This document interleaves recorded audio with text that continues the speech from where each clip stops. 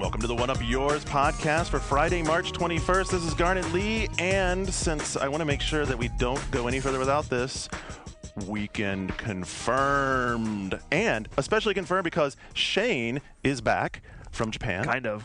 But we're still on Japan time. I'm pretty jet lagged today. So he's here with us. Sean is back in his rifle chair. Where were you last week? I don't know. I forgot. All right. I was just high on PCP. Woo! We just scared him off. I don't know. All that MPD talk, he's like, fuck that shit. I don't care about numbers. I'm about the art. Numbers, dude. Playing the numbers game, son. We have dueling executive editors. PC video game fight. I think I know who wins. Yeah, PC, dude. He's going to kick your ass. He's got the hat, too. Roberta Williams all the way. Fights are good on radio. And that would be Nick Sutner, Hello. erstwhile man in charge of reviews for the One Up Network now that I've moved over to do preview stuff. That says that all on my business card. It does. Bearded It's a phenomenon. very bearded Erstwhile. phenomenal / erstwhile / whatever else. Dude, good to have you on. Thank you for joining us. He's also not an American. You might not know that. It's true. No, and most amazingly in this business, nor is he a Canadian. Yeah. Yeah. Do you wanna enlighten us? I say let the mystery be. Enlighten why I'm not no, a Canadian. No, enlighten us. I was going to say enlighten us, but I like that. Yeah, let the mystery stay. be. Because he's always telling me he's told me the story 3 times of how people mistake his accent for Oh, yeah. other. My thick accent. Yes, it is quite thick. We'll leave it to mystery. It's a mystery. Precisely. So there you go. Today's show, we're gonna do what you've been playing. Like this is classic One Up Yours form here for you folks. Today we got one. Average, what up here is that you're saying? No, people love the classics. Like, why isn't it as good as it used to be? It is. It's better, but It's totally gone down. Totally gone downhill. Totally gone downhill. Ever since Luke Smith left. You sound like oh god, Reggie. It's like, well, what if online play was there? We just weren't playing it. You just wanted too much. Anyway, this is a classic show. We're gonna do what you've been playing in the first segment. Second segment is I like how you titled this one, Andrew. He titled it the Communitytron 3000. In other words, we pulled a bunch of threads out of the boards.oneup.com. We're gonna work in your comments with us talking about that stuff, and then in news we've got. What do we not have? Tom Clancy selling out his name completely to Ubisoft. Reggie teasing E3 stuff. A new Steel PS3 for Metal Gear Solid, all that. It's a ton of stuff. So where should we start? Nick's new. I think he should go first. Yeah, I think so too. Is this your first time on the One Up Yours? No, podcast? It is not. I just remembered seconds ago the last time I was on, I was subbing for Brian Antahar, and now I'm sitting in his old chair. I remember him fondly. Anyway. Yeah, you remember fondling him? That's I remember fondly. Yeah. Oh. Last time I was on with Mark McDonald and John Davison, so it's brand new yours for me. Well, there you go. Whole new crew. So let us have it. What has the reviews editor been playing? New stuff, right? You got all the greatest and Shockingly greatest. Not. I'm still playing Concept a lot. Which is still really good. And you totally owned me at it so hard. Like, you scared me. Well, you owned me at it when we were reviewing it, Yeah. but then retail. Well, because you played a bunch with your friends, and you got a lot of these theme decks, and I need to work on that. Yeah. I need to build my theme decks. Yeah. Out of context, so I have this. This is totally like very specific to the game, but I'll try to keep it general. There's this one card, this little ant, and Shane's like, "What the fuck's that ant? What's that gonna do?" The ant's no good by himself. Yeah. And then I have this ant queen that makes more ants, and each ant that's on the board gets benefits from the other ants. So then, like, fast forward 15 minutes, and I have like 30 of these things on the board, and Shane's like screaming from the other room. Because like each ant, like, it's compounded defense and attack, and it's a good game despite its abysmal graphics. So he unleashed an ant attack on you? He did, and inspired me to build my own ant My deck. ant deck, yeah.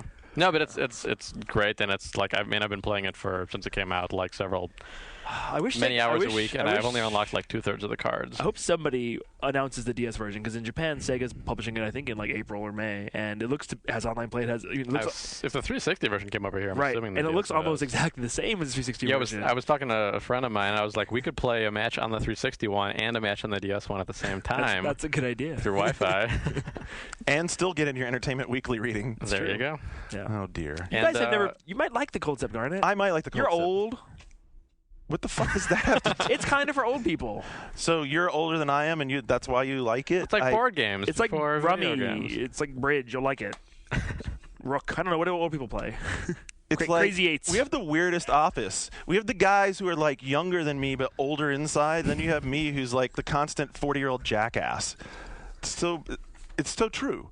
Well, like- we'll see what you're playing. Yeah. I know what you're playing. Dude, this was solely motivated by last week's numbers discussion. But keep going. You Okay. have something interesting, right?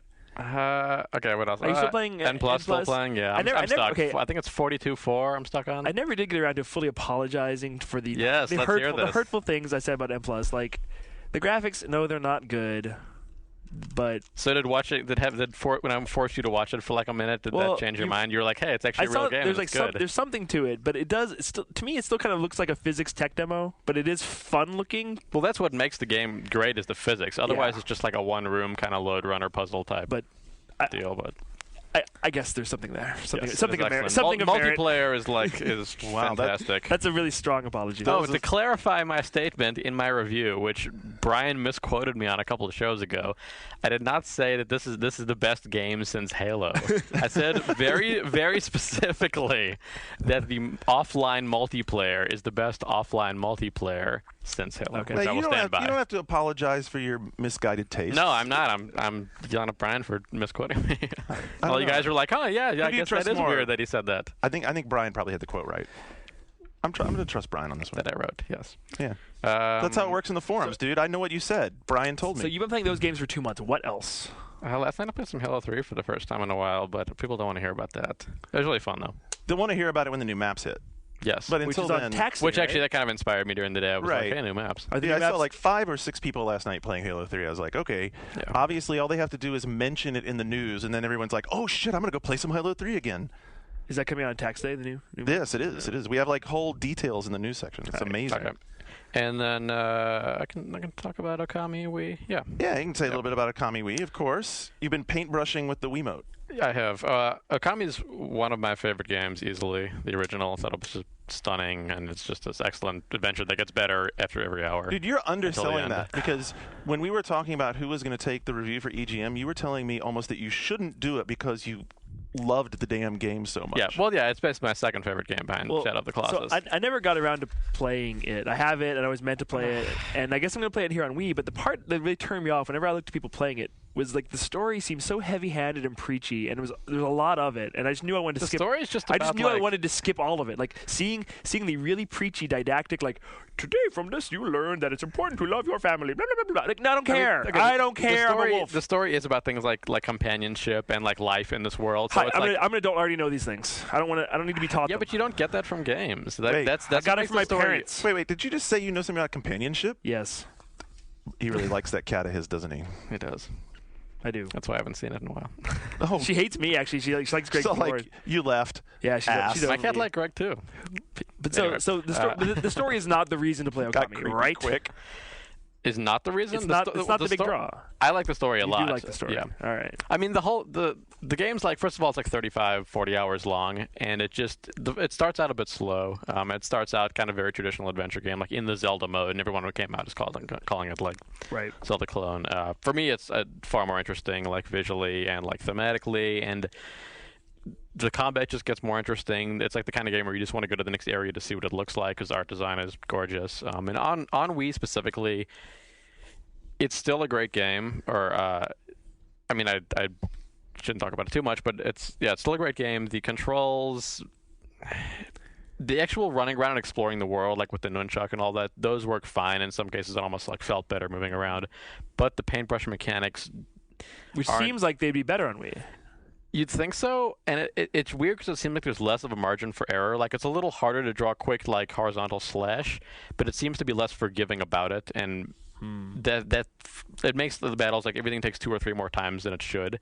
And if you've never played the first Okami, you'll just think it's a harder game. But if you have, you'll be like, wow, this is a little annoying here and there. So Weird. So I think the consensus I heard, Shane, because I haven't played, I have the PS2 version sitting at home on my stack. same here. Is Play that. in your All PS. right. Just put that in your PS3 and play that. yeah, I mean, it is really nice having true widescreen. I will say that if you're playing on a widescreen TV. But otherwise, yeah, play the PS2 one. Oh, the PS2 version doesn't have true not, no. so it stretches. No, Yeah. it has real. The earlier builds we had like the black bars, but now it's like full. No, the PS2 version doesn't. It doesn't. So have it stretches. Yes. Well, shit, I have to play it on Wii then. I don't like the stretch is going to screw it all up, and make it look funny because it's all about the art. Right? Right, well, I'll leave it. Well, but if you're playing a game for 35 hours, it's kind of, I think, a priority to have like the controls be the best they can be. They're both great games, but I would still say play that if you haven't played it before. All right. Yeah. And Dark Sector is my other game for. That's one of those Unreal Engine 3 Game of the Week things. But it's not Unreal Engine 3. It's a proprietary engine, and it. Really? Yeah. Well, I know it. See, the thing that's the frustrating thing is the aesthetic is so like dark and grimy and gritty and Unreal Engine looking, but it's not. It's a proprietary engine, and it's made by people who used to work at Epic. Well, fine, but it's not. And the similarity to their engine and Epic's engine is not a coincidence. I'm going to tell you, the metal crates in the warehouses looked exactly like they do in the other Unreal Engine 3 games. Play it for a little while, though. It runs much more smoothly than anything I've seen on Unreal. Like, there's none of that weird texture pop in. There's like, even Gears of War, as good as it looks, there's still some issues of, like, clipping through objects on this. This, like Dark Sector, is kind of a mishmash and clone of Gears as much as it is, like, the best-looking game of that echelon of, I've heard that this game is like wildly derivative of lots of sources. Gears, Resident Evil, Crawl, whatever. Mostly just Gears.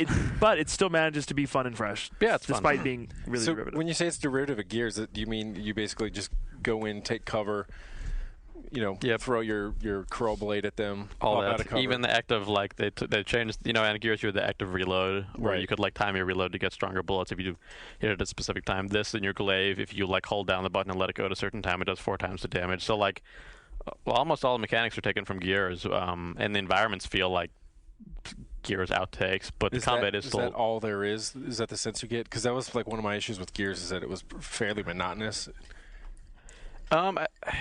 It's tough like comparing them because Gears was like fresh because that was something a bit new at least that like at least for consoles were very cover based combat out. Everyone was calling it like a kill switch clone at the time. So Dark Sector with this one, it can't help but feel derivative if you've played any of those other ones or like Rainbow Six Vegas or anything cover based. But like the glaive combat, because you're doing it so much, it is like satisfying, and they do mix it up where like they introduce elements so you can like throw your glaive at like a burning like some flame and pick up the flame and then use that, and there's basic puzzles. But they as do well. that a lot. They do, yeah. It's one of those games that's. I mean, even like I wouldn't compare it to it, but even like Uncharted, it's like it doesn't do a whole lot new, but it does it well and it's fun. So. Did you just compare Dark Sector to Chocolate. Uncharted? Dark Charted to Unsorted? Unsectored? But from everyone I've talked to who played it, I think it's turning out better than we all expected, considering this was the first next-gen game ever announced. This was announced like 3-4 years ago, remember? Like before even the Target was out for 360 or PS3. And I think it's all right. It's surprisingly fun. It's mostly just because the combat is fun, but it is incredibly derivative. You know what's really funny to me when you're talking about it is you talked about how smoothly it works. And that surprises me because the last time I saw this game was at PAX, and I was completely thrown off by how framey the game was. It wasn't, it's gorgeous. And yeah, I mean, it wasn't like it had slowdown. It was like every 10th frame there was a frame or two missing. Like it was just dropping a frame here or there to keep the rate up. And I agree. I watched guys play it around the office, and it's moving really smoothly now. One of the things I thought and was PS3 360 as well, both. So they got their engine design down across both. That's cool. The thing that looked like the most fun to me was flying the glaive after you throw it and being able to hit like multiple targets. Yeah, it has like an aftertouch, which they even call aftertouch. So again, cool. they're not. I was just going to ask, like, the boomerang in the DS Zelda, the Phantom Hourglass. I mean, that's basically you draw its path there, so that you're able to, like you're saying, you pick up flame and then it becomes a flaming boomerang and stuff. I was just going to ask if it had anything like that controlling the. It's like Heavenly Sword. It does, yeah. Does it have 6-axis on PS3? It does, yeah. I didn't play the PS3 cool. one, but it does. That's cool. Apparently, that was one of the apparently it works like almost. That was one of the most fun mini games in Heavenly Sword for sure. Absolutely, I had a blast doing that. Yeah, there is that. It's more for combat, not really puzzle based. To answer your question, Sean, the puzzles are like very simplistic. It's just like you have to like notice that there's this door of muck I got to burn down, and you're like, hey, where's a flame? And you go and set this flame into the next candle, and so you can reach it. And it's just very simplistic stuff, but it's fun in combat, and they mix it up some. The game also starts off really slow, but as your character, like your arm mutates. I forget exactly why it's happening, but as you get more powers, it becomes more interesting. There's like a whole tradition of like, not like both the gun arm and the mutant arm. What's that about? Breakthrough? Well, Breakdown. Namco. Yep.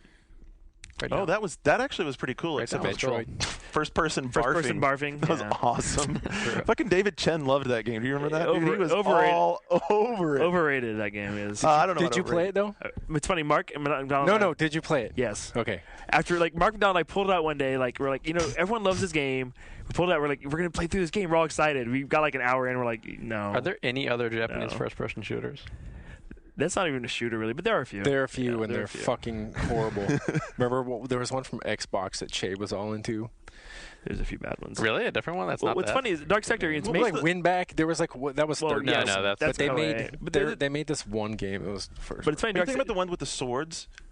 No. That's Mach and X. Yes. Which I actually beat. I think it's all right. It's fucked up, but it's a Shin Megami Tensei game. But it's funny. Dark Sector, because its parent company D3 is Japanese, even though it's made in Canada. But like in Japan, it's getting pushed really, really heavily in stores and in magazines, and like there's Really? Dark Sector's everywhere in Japan right now. Really? It's What's the connection? I mean, what's the hook? D3, like D3 who makes Simple 2000, like that's their game. Yeah, but I mean, I what's just- the play? What's the play as far as connecting with the Japanese audience? That's not well. Takes place good, takes place in Russia. I mean, good luck connecting with the Japanese market on that game, but they're trying. You know, it's coming out first on 360 there. It's just kind of funny. It's coming out simultaneously here. Weird points for effort, at least, right? We'll see. Indeed. All right, sounds cool. I still think I'm going to check it out just because after watching people play it, I originally was negative on it, completely like not negative, but just like not interested. No, that's the thing. I It's a think lot about I expectations. think it could be like this and- year's The Darkness, like kind of like a B-level sleeper hit that people like. Yeah. I love the darkness. So there you go.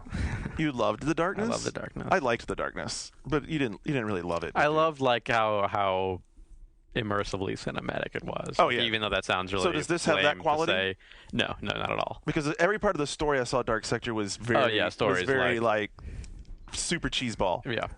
Story is totally forgettable. crazy Russian bioengineering gone wrong or whatever. And then I've been playing a bit of Smash Brothers. I'm sure everybody has. I don't know if we're. Sean, you've been playing Smash Brothers, right? I barely touched it. Who's I better, went and bought it. Jigglypuff I got or all Marth? excited. Right now, that's my problem. Is I picked it up and it's so I'm used to playing Soul Calibur and Tekken and some Virtual Fighter. I don't mean to. This is not a fighting game. Well, here's the reason why I want to compare it. It's not because for better or worse, but there's like the whole logic and structure to those other games fighting systems that I'm used to. So when I Right. play this, it's hard for me to see. Well, I see this as a juggle initiator attack, but I don't really get the sense of like when do I do what and where's all the. I think it's fine. It's hard to even find the corollary between those games. Like really, like my brain approaches these games in different ways. Right, and if it's not, I mean, I understand it's not, like when you play Power Stone, which I thought was a fun game, you don't really go and compare it to, Virtua Fighter or something, but it's like I haven't got to the point where I just grasp these are the fundamental mechanics. When you want to play to win, these are the most effective and consistent ways to get people off of the stage or to whittle their health down so that you can kick them off permanently. That's something I was frustrated with in Brawl. Is like it wasn't any like because I had that problem in Melee as well, and I have the same experience where it's like still nothing like how to do everything. It's like you don't know quite how to do what you want to do. It still feels a little floaty, and that hasn't changed at and all. Arbitrary. Yeah, and I think it seems like it should be a little more accessible on the Wii, and it's it's obviously still an accessible game. Anyone can pick it up and mash buttons and have fun, and it is also a deep game on the other end. But it is missing the kind of in between level to be able to pick it up and feel like you're like accomplishing what you want to do. You ran something. Okay, first of all, I'm not Yeah. a Smash expert, so I'm going to stand on the sidelines on this conversation for the most part. But you ran past something very quickly there. Like you made this argument about why it's a button mash and all that, and then you just kind of threw it. But it is a deep game. I'm not hearing from people where the deep part is because, like, I hear a lot of people do like what Did Sean you watch did. the One Up show? I do Yeah, need to say, but I don't know if I buy into it. I'm not saying it's not deep or anything. I'm saying I don't grasp it yet, which is perfectly I hear normal. a lot of people say games that. take a long It's time to frustrating grasp. they're It has not a different, grasping it, though. a different, underlying mechanic to it. But the thing is every time that a new Smash Brothers has come out, before I worked at Ziff, it used to be I'd read EGM and I'd get these phenomenal scores and be like, oh, all right, I got to get this, and I'd get it, and every time, and I would.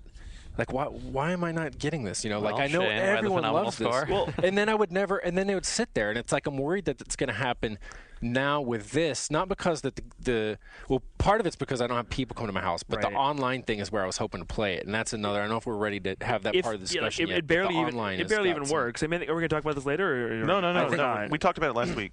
Yeah, like it doesn't really work that well. I was kind of shocked. That might be an was- understatement. It was weird taking it home and thinking like, all right, here we go, like online Nintendo, and then Out of the box. like I've even made jokes about the friend code stuff before. Like you leave a post and you leave like 50, 100 Right. characters and say, hey, add me.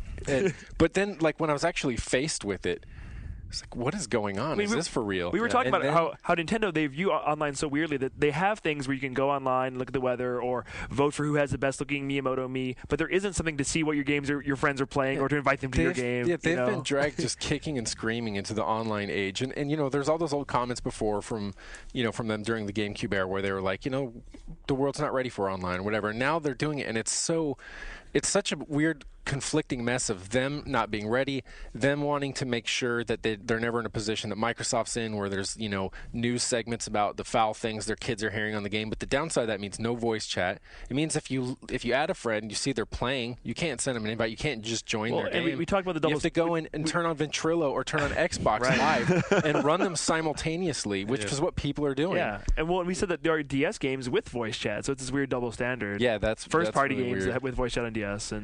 But so those are just like the before you even get to the game connected, and then you have to have for you were saying Wi-Fi is a good thing. For me, I don't have a Wi-Fi set up. I just wanted an Ethernet plug, and it's like, oh, now I got to go buy something else. And you can't actually buy that thing in stores. As far as I know, you have to get the wired adapter from Nintendo. They had it at they did have it. Okay. At EB Games. Do you know about the USB plug that you? It plugs into your computer USB Wi-Fi. Yeah, and I was like, I didn't even know if I should get that because if I would have to have something there's there's that thing, hub. but there's also actually like a thing to plug an Ethernet cable into your Wii that you can get from Nintendo as well. So that is an order off the website thing. Off the website thing. And then of course when you log on, if you just do a match with friends, it runs fine. But if you do an auto match for something, I never found one. I tried. Yeah, you'll sit there forever and it'll never happen. And then you can go and spectate, and that works. But even with your friends, because there's no voice chat, there's an anonymity to it that it doesn't really feel like you're playing with your friends. Right. Because like in a game like this, it's all about trash talking. It's specifically this kind of game. Well, that's what you got a cell phone for, man. So it needs to come with like a PG&E voucher in the box to like pay for your Xbox being on and your private chat open or your cell phone bill. It sounds like, Sean, your problems are even more like endemic and like. I've heard them from everyone else. It's just like there's so many just impediments to it, and I don't want to deal with that. The other thing I want to note on that game is that when I was playing it, of course it's in the back of my mind, is this a tournament game? Because it always comes up, and I was like, why is this conversation even here? It's kind of bizarre. It seems like I even feel right now, I feel like I'm in a minefield because, you're going to upset someone no matter what. But it's like you get this game, you play it, it's like, does it need to be a tournament? Like, since when did this game is tournament approved become the stamp of credibility for a game like this? Does that make it more enjoyable? And I was starting to suspect that the majority of people that are citing the tournament players, the alleged ones, I know they exist, but in their world, they haven't hung out with them or played with them. It's like, well, you don't play at that level, so why do you keep...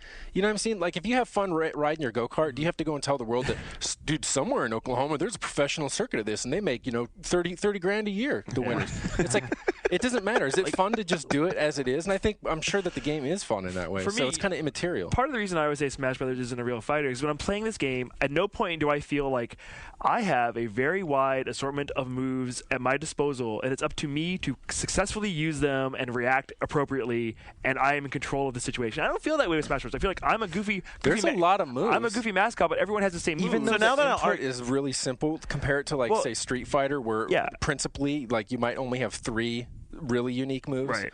I think that they've done a good job of taking like the same moveset and making it unique for everybody. And everyone has the same moves, but they're different. But there's not that much variation compared to something like a Soul Calibur or Virtua Fighter. For me. So here's the question I wanted to get to, because what I wanted to hit on with Nick is he made a great point, which is that if you watch One Up Show, those guys playing the game are playing at a very high level, and they are reaching in this bag. They're reaching in their memory and saying, okay, I want to use this move now. And a lot of it is stage based and the random shit that's happening, but it isn't the purity of combat that I look for in a real fighting game. Well, it might be there, but we just don't get it. Yeah, so. it's just not. But either way, I'm difference. saying it doesn't matter. Play it the way you play it, get the enjoyment you get out of it. The one-on-one fighters we're all talking about are games that if you immerse yourself in it week after week, you get better and better and better, and you progress forward and add new moves to your arsenal. Like 1 week you've got 5 moves, and 3 weeks later you've got 12 moves and 2 blocks. And that's like you're thinking of specifically 3D fighters though. A lot of 2D fighters aren't quite. You might learn your entire moveset within an hour, and it's about how you implement it and how you combo it. Right. And it's like the combos I don't understand in this game. That's probably the chief impediment. How do combos work in this game?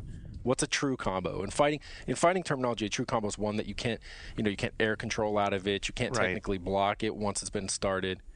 So you're right. I was thinking in terms of 3D fighters because that is actually what I like the most. And to me, there's that progression. If I keep putting the time in and keep studying and keep working on it, then I get up to a point where I can play it and competently. Smash does have that, but it does. But it's more about dealing with the chaos of it all. Yeah, and 4 players and crazy stages. There's also a lot of random elements, all the items coming down constantly. So it's tough for your skill to just naturally progress because you're always relying on the luck of items dropping by you and not by your opponent as well. But So Is that that's a good kind of thing? Power Stone-ish. Like you brought up Power Stone, and dude, I loved Power I love Power Stone I as well. played Power Fun. Stone to death, Yeah. all the time. But it was sort of depending on where the crystals popped up. Oh yeah, and it was very kind of random. It was sort of random, ultimately. right? Yeah. So Yeah, and Yeah. Mario Kart has elements of that too. The whatever power-ups you pick up. I mean, all those kind of games do. I don't think. Well, and like putting the tripping in this game, and that's almost like a fuck you to the hardcore players. It's like, well, once in a while your character's going to trip when you dash. I mean, like seriously, it's like Nintendo's like, we don't want you to take this as seriously.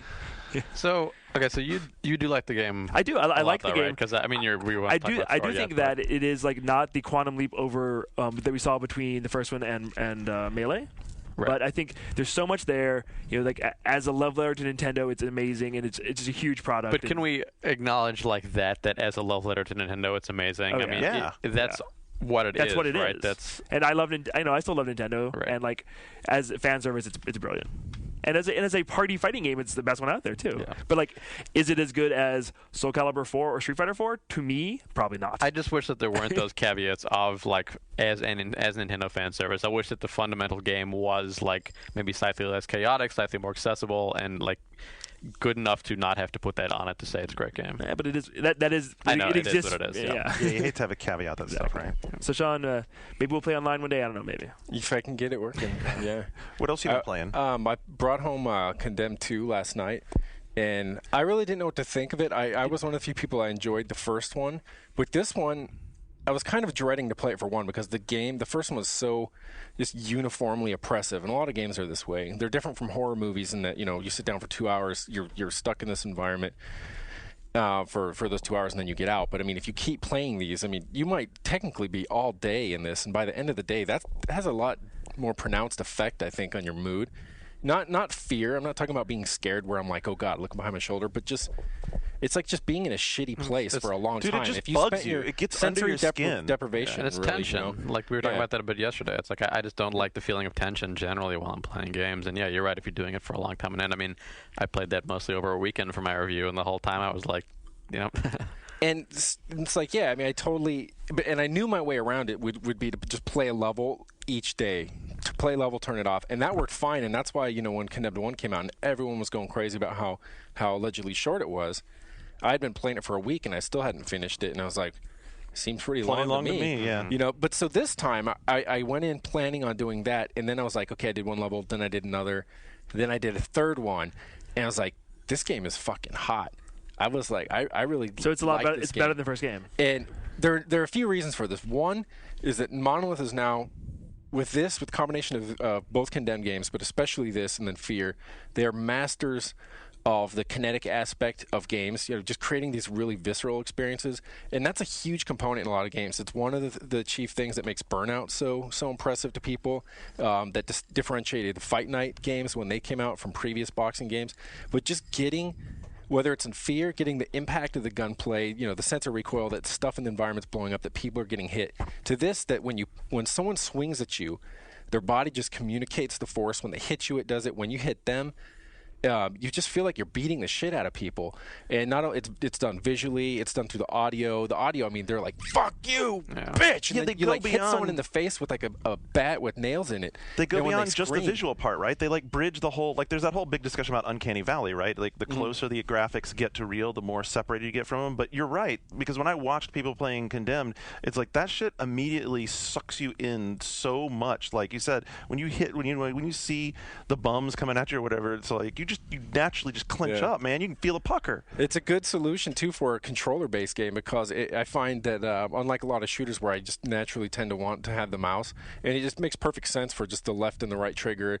The other thing that they've really accomplished in this game is that they address almost every single one of the chief complaints that people had with the first game, and that was that for a game where hand-to-hand and melee combat composes the game in its entirety, it needed more depth to it.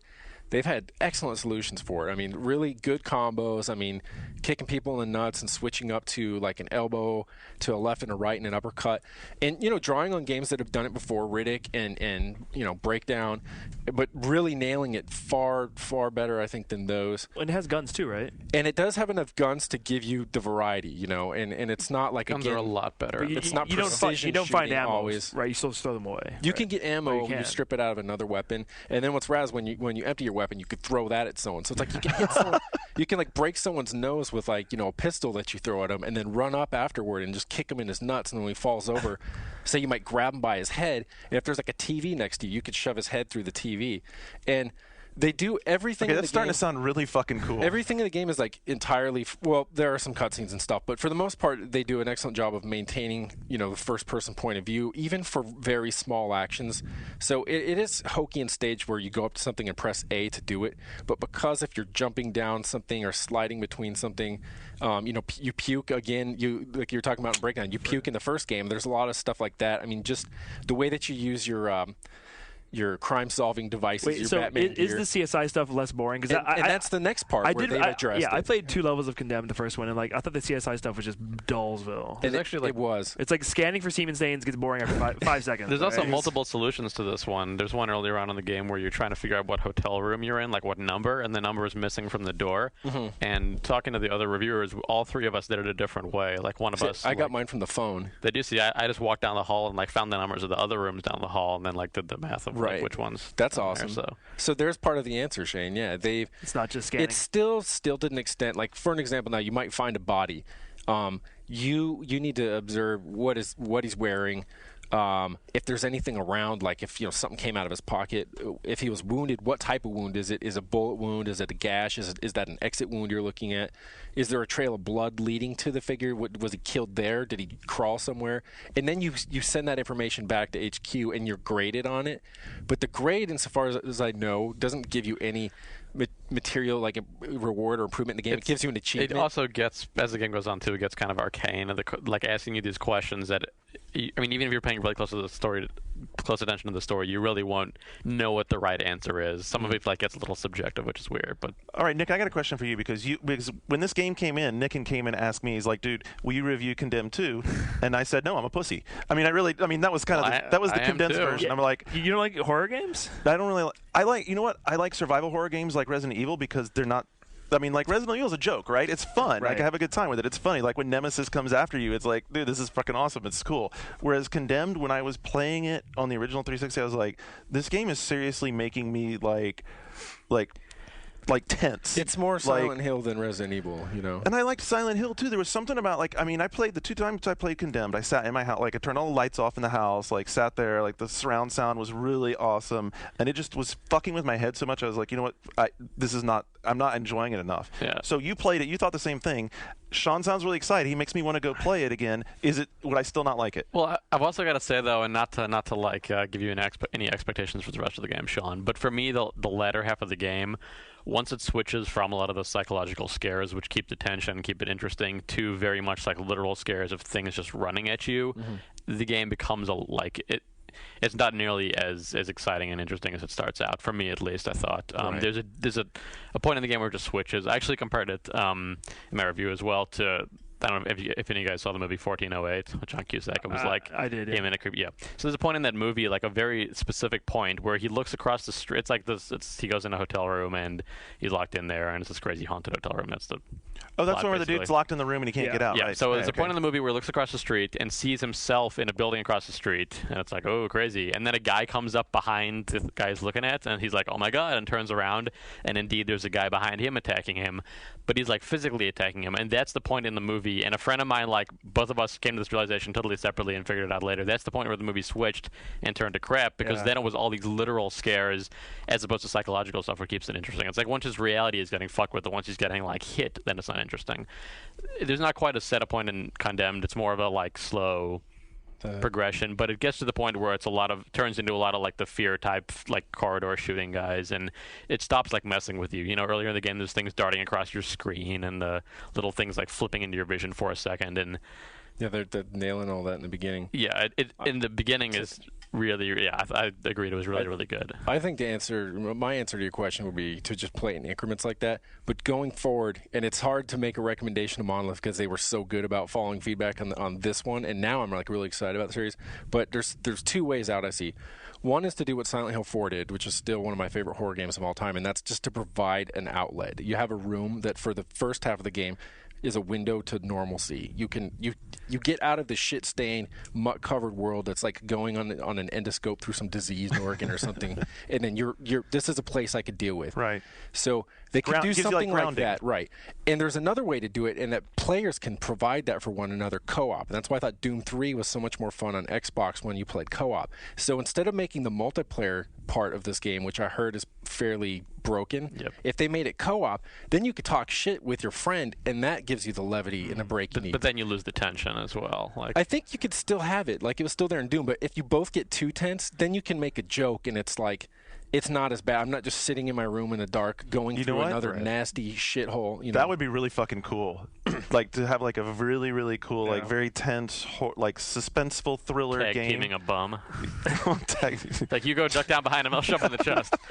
Nice. And even that, though, I mean, because that game is made for surprises. You know, you turn around and next thing you know, something's behind you, either seemingly or is actually, like, rushing you. Then you're able to, like in Doom again, one person holds the flashlight. It made no sense, but it was fun. One person can hold the flashlight, one holds the gun. I think multiplayer horror in general is pretty unexplored. Yeah, there's not a lot done with it. The reason briefly in this how multiplayer doesn't work is because that combat you were saying, which works pretty well in the single player, when there is like multiple things strafing on either sides of you, that just falls apart. Like the being able to like get your bearings and swing your fist properly, it just turns to hell. Melee combat is notoriously a bitch for games outside of traditional fighting for multiplayer, but and for FPS it's even more difficult. I mean, so many things go wrong, and that's another reason I feel that they've made a real breakthrough and accomplishment here, is because Dark Messiah Might and Magic can do it pretty well, even though whatever the game itself notwithstanding, the melee combat and first-person view is pretty good. But I think this is just about the best I've seen. Yeah, cool. I'll be interested to talk to you when you're done, because like not only does the game's tone change, but like the story. I mean, you finished the first one, but like I didn't finish it. The first one ends up really weird. Right, I saw the second one of it. ends up way weirder. way That's weirder. part of the confusion of what's going on. I mean, yeah, maybe next week I'll ask, but it is fun though that you're a bum and all the people you work with constantly refer to you as a bum. Yeah, and make you're jokes. a Like, bum. You walk into a room. Bumming too? There's a fucking It's there's kind a of the meth setting lab. is you're a crazy bum. Like that's You walk into a room and there's a meth lab and you're with your guys and your guy's like, I see you looking at that. Go ahead and take a rip. He's like, we'll be out in the hallway. That was awesome. Wow, this game, there's like good writing. This game was perfectly made for Middle America. Yeah, dude. Oh dear. All right, Shane, do you want to go last, or do you want me to go I'll last? go last. You go last. All right. So everyone ducked out. You at least won't duck out when I talk about. I'm going to talk about baseball for 1 second, simply because I love the fact that I put my baseball review up. Yeah, that's what they did last week, and everybody went off the deep end. Like, What'd you give 2K? I'll be I didn't play 2K. Okay, first of all, folks, I did not play 2K. I didn't review 2K. I don't even. What did we score 2K? B. No, we gave it a B because everyone's pissed because I gave the show a lower grade. Most outlets. You're also a different person than right. I know, But I think across the board they were mind. pretty similar with a slight edge to the show, right? Right. If you look at the Metacritics. So based off what I've heard about 2K, and keep in mind I have not seen it, if it's as broken as everyone said there was, there's no way I would have given it a B minus. So please take that to heart. And second of all, B minus. I'm actually probably going to keep playing the show because I do like it now that I've learned to work around what I think are flaws in the game, and I spelled them out in the review. You can go read them. Just, man, Jesus Christ! Fucking PS3's fine. I like my PS3. Nick, you should have signed Get the hell over wrestling games to Garnet too, because that's the other camp where you fucking can't win. I hate reviewing But you sports can't win games. in any genre, but those are the genres where you're like, dude, it's a WrestleMania. No one's gonna at least I get the easy out this time. No one's gonna challenge what I say, and then they come out and they start fucking body slamming your picture on the internet. When Donahoe giving Fire Pro Wrestling a 10, no one really complained. They were like, all right, that sounds really fun. Well, I think I complain about that. I haven't even played it. That can't be possible. One of the things with MLB, last year's PS3 MLB was so bad and so late and so barely even came out that this is a huge leap over Dude, it. they did a good job with but this I think game. people might be seeing that and kind of thinking oh, it's so much better than last year. past years and not comparing it to. They did a really good job with this game. I like the idea of where they're going with it. I just think that there's some things you need to fix. I mean, above and beyond all else. If I'm Kurt Schilling and I'm on the mound and I'm in trouble, I ought to be able to reach into my bag and grab my number 1 pitch and not have to worry about whether the guy just knocked it out of the park. Because if I'm Kurt Schilling, I'm fucking Kurt Schilling. I'm not going to go to some off pitch that I don't throw, but like once every 3 or 4 innings. I'm going to go to my pitch. I can segue into your next game for you. You know what would make baseball more interesting? Dinosaurs. Dinosaurs. Oh Jesus. I agree. Constant threat of Raptor field attacks. So last week in the NPDs, one of the top 10 games was Turok. Yeah, it's a hit, like 250K or something, right? Yeah. Right. So I looked at him like, Dinosaurs are always hot for kids. too bad there's not very many of them in this game. This is the fucking weirdest. What, Turok? Yes. You mean Halo with dinosaurs? Dude, it's not. This is an excellent Gears of War mod. Oh, really? It's an excellent Gears of War mod. This is one of those games that you play and you're like, does the Unreal Engine 3 come with not just a toolkit but like an entire library of stuff that you just drop into levels? It looks the same.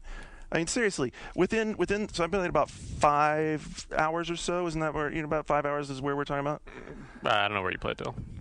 There's like classical architecture that's like in runes in Turok. Is that what you're saying? No, I'm saying that there's industrial space warehouse number 5 But that's not in Gears. with elevators and It's also in like Black Site and all the other. I think he's talking Gears more is like Unreal. I'm talking the about end the after engine. a bomb dropped on I'm talking you or about something. I'm talking about what happens with the engine, which Yeah. is like it winds up doing the same old thing. Like, how am I within the first few hours of Turok fighting a bunch of generic Space Marine dudes with Hellgast helmets on instead of fucking dinosaurs? I sat through several demos of Turok, and it was very apparent to me that the whole game is like sending the dinosaurs to kill your enemies, and like But it's playing. it's playing not, No, though. it's not. That's It's not. It's running around. They with played it up as that, but that stuff is because not. that part it's looked not cool, like interesting. sending a flare, and, And- a raptor goes eats a guy's face. That was That part is cool. cool. Here's the other deal about that. Sorry to hijack your game. No, take it. Because I reviewed it. I mean, I enjoyed the game overall because it's like stupid fun enough. No argument. It's a fine shooter. It's a big. Fine. It's better than Turok Evolution. I actually had more fun with Turok Evolution. Are you serious? Because that's like silly, stupid fun. That's like, wow, look, I can laugh at this. I and wanna- it's I not wanna watch frustrating. you- It's not frustrating. I'm gonna watch you play a pterodactyl level and not get frustrated as your pterodactyl explodes in a pile of meat when it touches Dude, anything. I think I finished Evolution. I beat Evolution Yeah. as well, and it ruined me on the Turok series forever. So, anyway. So okay, so the stuff, the like whole luring dinosaurs mechanic in this, the reason it doesn't, and one of the reasons it doesn't work is first of all, there's these long levels with very few checkpoints in between. So you get to the end and you die because fighting humans is frustrating most of the time, mostly because the game like doesn't feel great. Well, and because it has no AI. The human AI is once they spot you, they run at you and fire. That The and same like as dinosaurs would. The whole point in having, because I was saying I understand why they're human enemies, because traditionally, when you have like a Doom or something, you have monsters. Right. All they do is run at you. So they throw the humans in there to mix it up. But you know what? This game is cool. Like in the beginning, the first few times you get attacked by dinosaurs, that has a very frantic feel in it because you're in this deep foliage, which the foliage is really good. Like you feel like you're in a jungle. It's very disorienting. You've got little like junior raptors jumping on you, and of course it does have this very cheap thing where like once they jump on you, you just like pound on the triggers and you kill them. or you just slash their throats when they're walking around idly before they turn on you. But in the midst of it, like when it's working and you're running through the jungle Yeah. and the raptors are coming at you, it feels very, very it's frantic. It's very cool. So, And then you're fighting dudes again with your machine gun. okay, but so when you fight, so you play through a level, there's a checkpoint halfway through. You get to the end, fight like a whole bunch of dudes, like 8 in a big area, and you die, and it kicks you back to the beginning. You don't want to take the time to like get through it in any interesting way. Yep. It would be great if you could like sneak slowly and play them against each other, and you were like rewarded for doing so. But it's just as less annoying to just shoot your way through the level as efficiently Exactly. as possible and It's get just to as the end. expedient to like run through and go, fuck, I know where these guys are. Boom, boom, boom, boom, Yeah, boom, boom. and when boom. you're replaying a part, you don't want to do that. Yeah. Yeah, so Turok, it's that quickly able to be put into a nutshell. Unreal Engine 3 game, it's kind of fun. I agree with you. I think like the aiming is still like. And If you haven't seen it, you should watch this. Like I've been kind of up and down on Zero Punctuation. Like I got a little bored of it. But his Turok review that he just put up is really, really funny because he like skewers the whole. Why the hell are all these games the same thing? He does a really good job with it. So you should check that out. Zero Punctuation on The Escapist. Another Anyway. reason that the dinosaurs aren't like scary is because your knife is like far overpowered. You can kill Right. almost any dinosaur like instantly, except for the larger ones. It's either like you can kill them instantly with the knife, or you can't hurt them at all with the knife.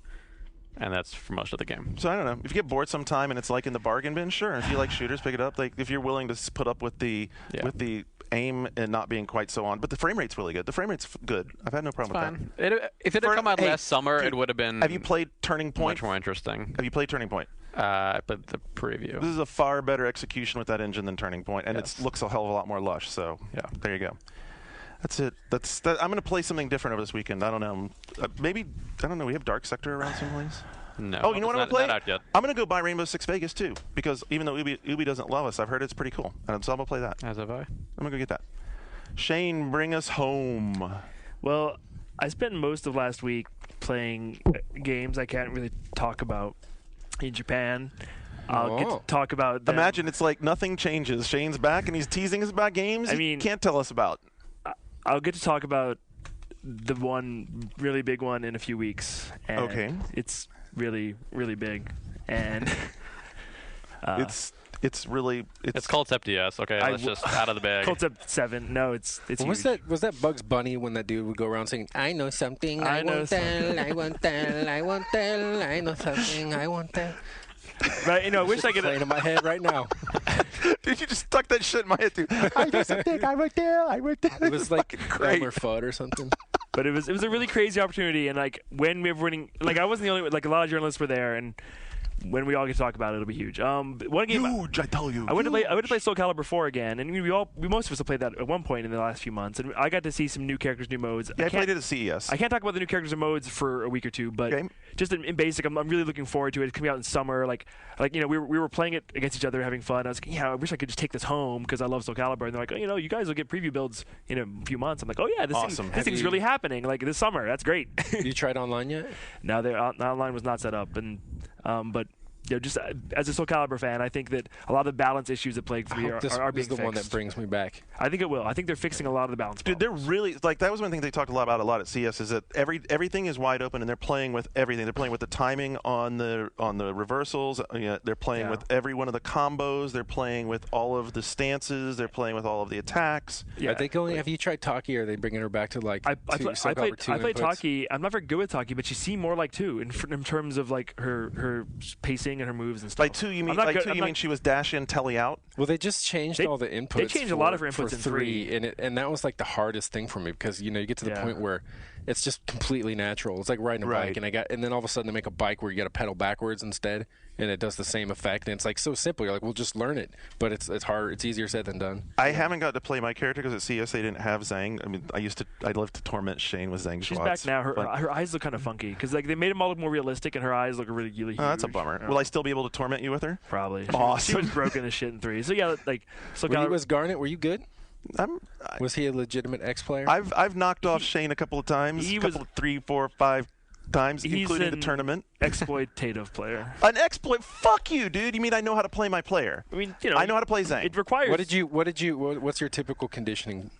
What do you mean? When you're how like, do I play? conditioning How do I play Shane, so someone? like, when you're setting him up so that he's not going to be able to block. with Zhenghua, I mean, it's just the speed and the cheap hits and The biggest 2 thing dashes, for 2 Zhang Hua in 3 was her her range of high and low attack. She had so many lows. super lows and like her little crying on the ground move that, was popped out That always instantly. got me. Dude, I don't know. My way to mess with him is her sidestep attacks because she has a whole range. She has a whole repertoire of stuff that comes out of her sidestep moves. So it's really great because you dash in and dash out, and you get them in a pattern of that. And then once they get accustomed to it and they think they know where you're going, then you pull one of the sidestep moves. She has a particular good one that like comes from a sidestep to Her 3B. If I said her 3B was legendary, would you know what that means? yeah, BB, yeah. No. Like the one that pulls it. Yeah. The 3 is from like the number pad on a keyboard. So like, Oh no, I don't do that like that. I just because that's the. I mean, her like lifter, her combo setup was just like ferocious as hell.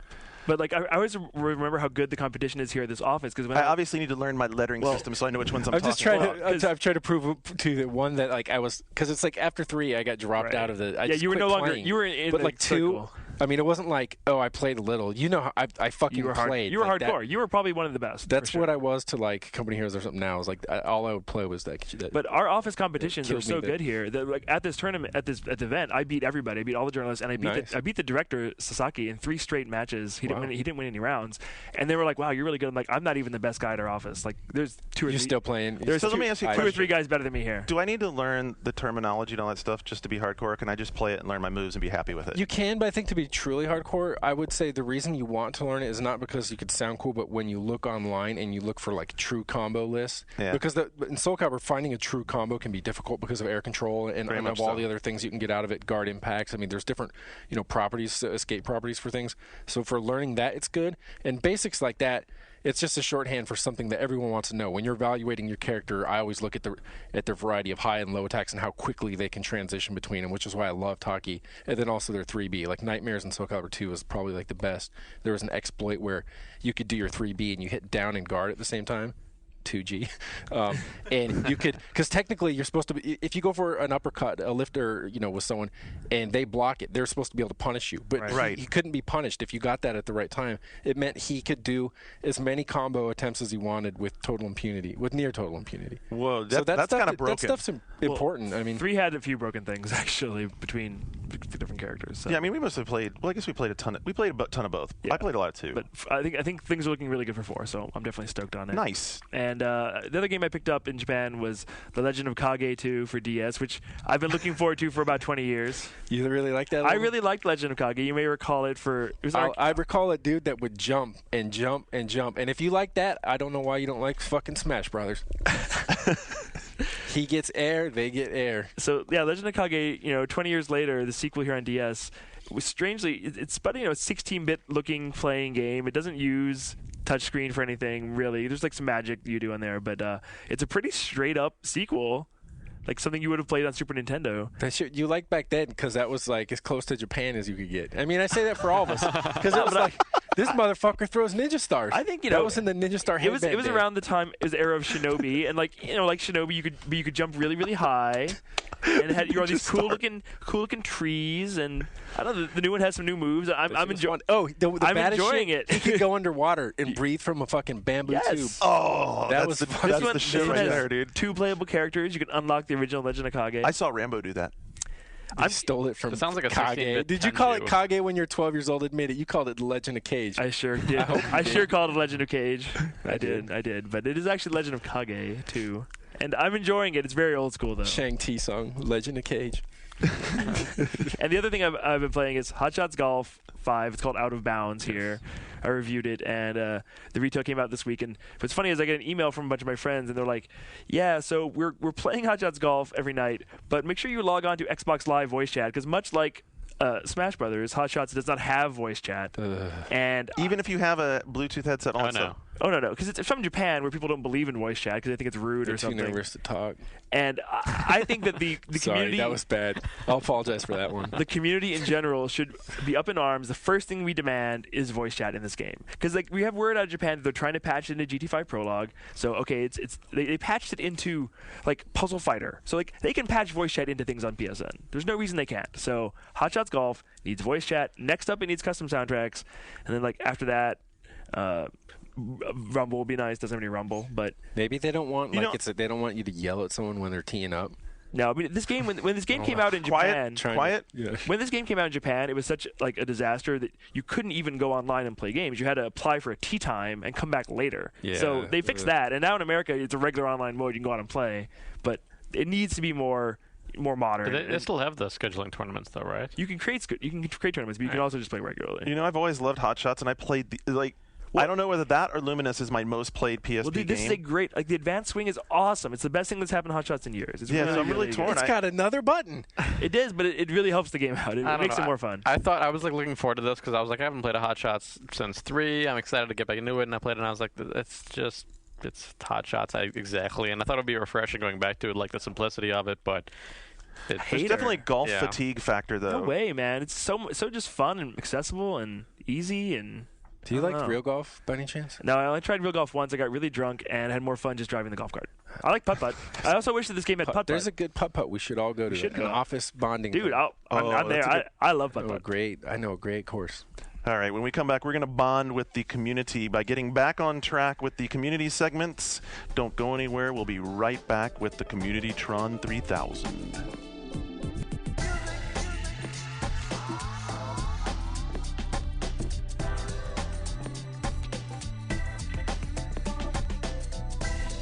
All right, we're back and ready to get into the community part.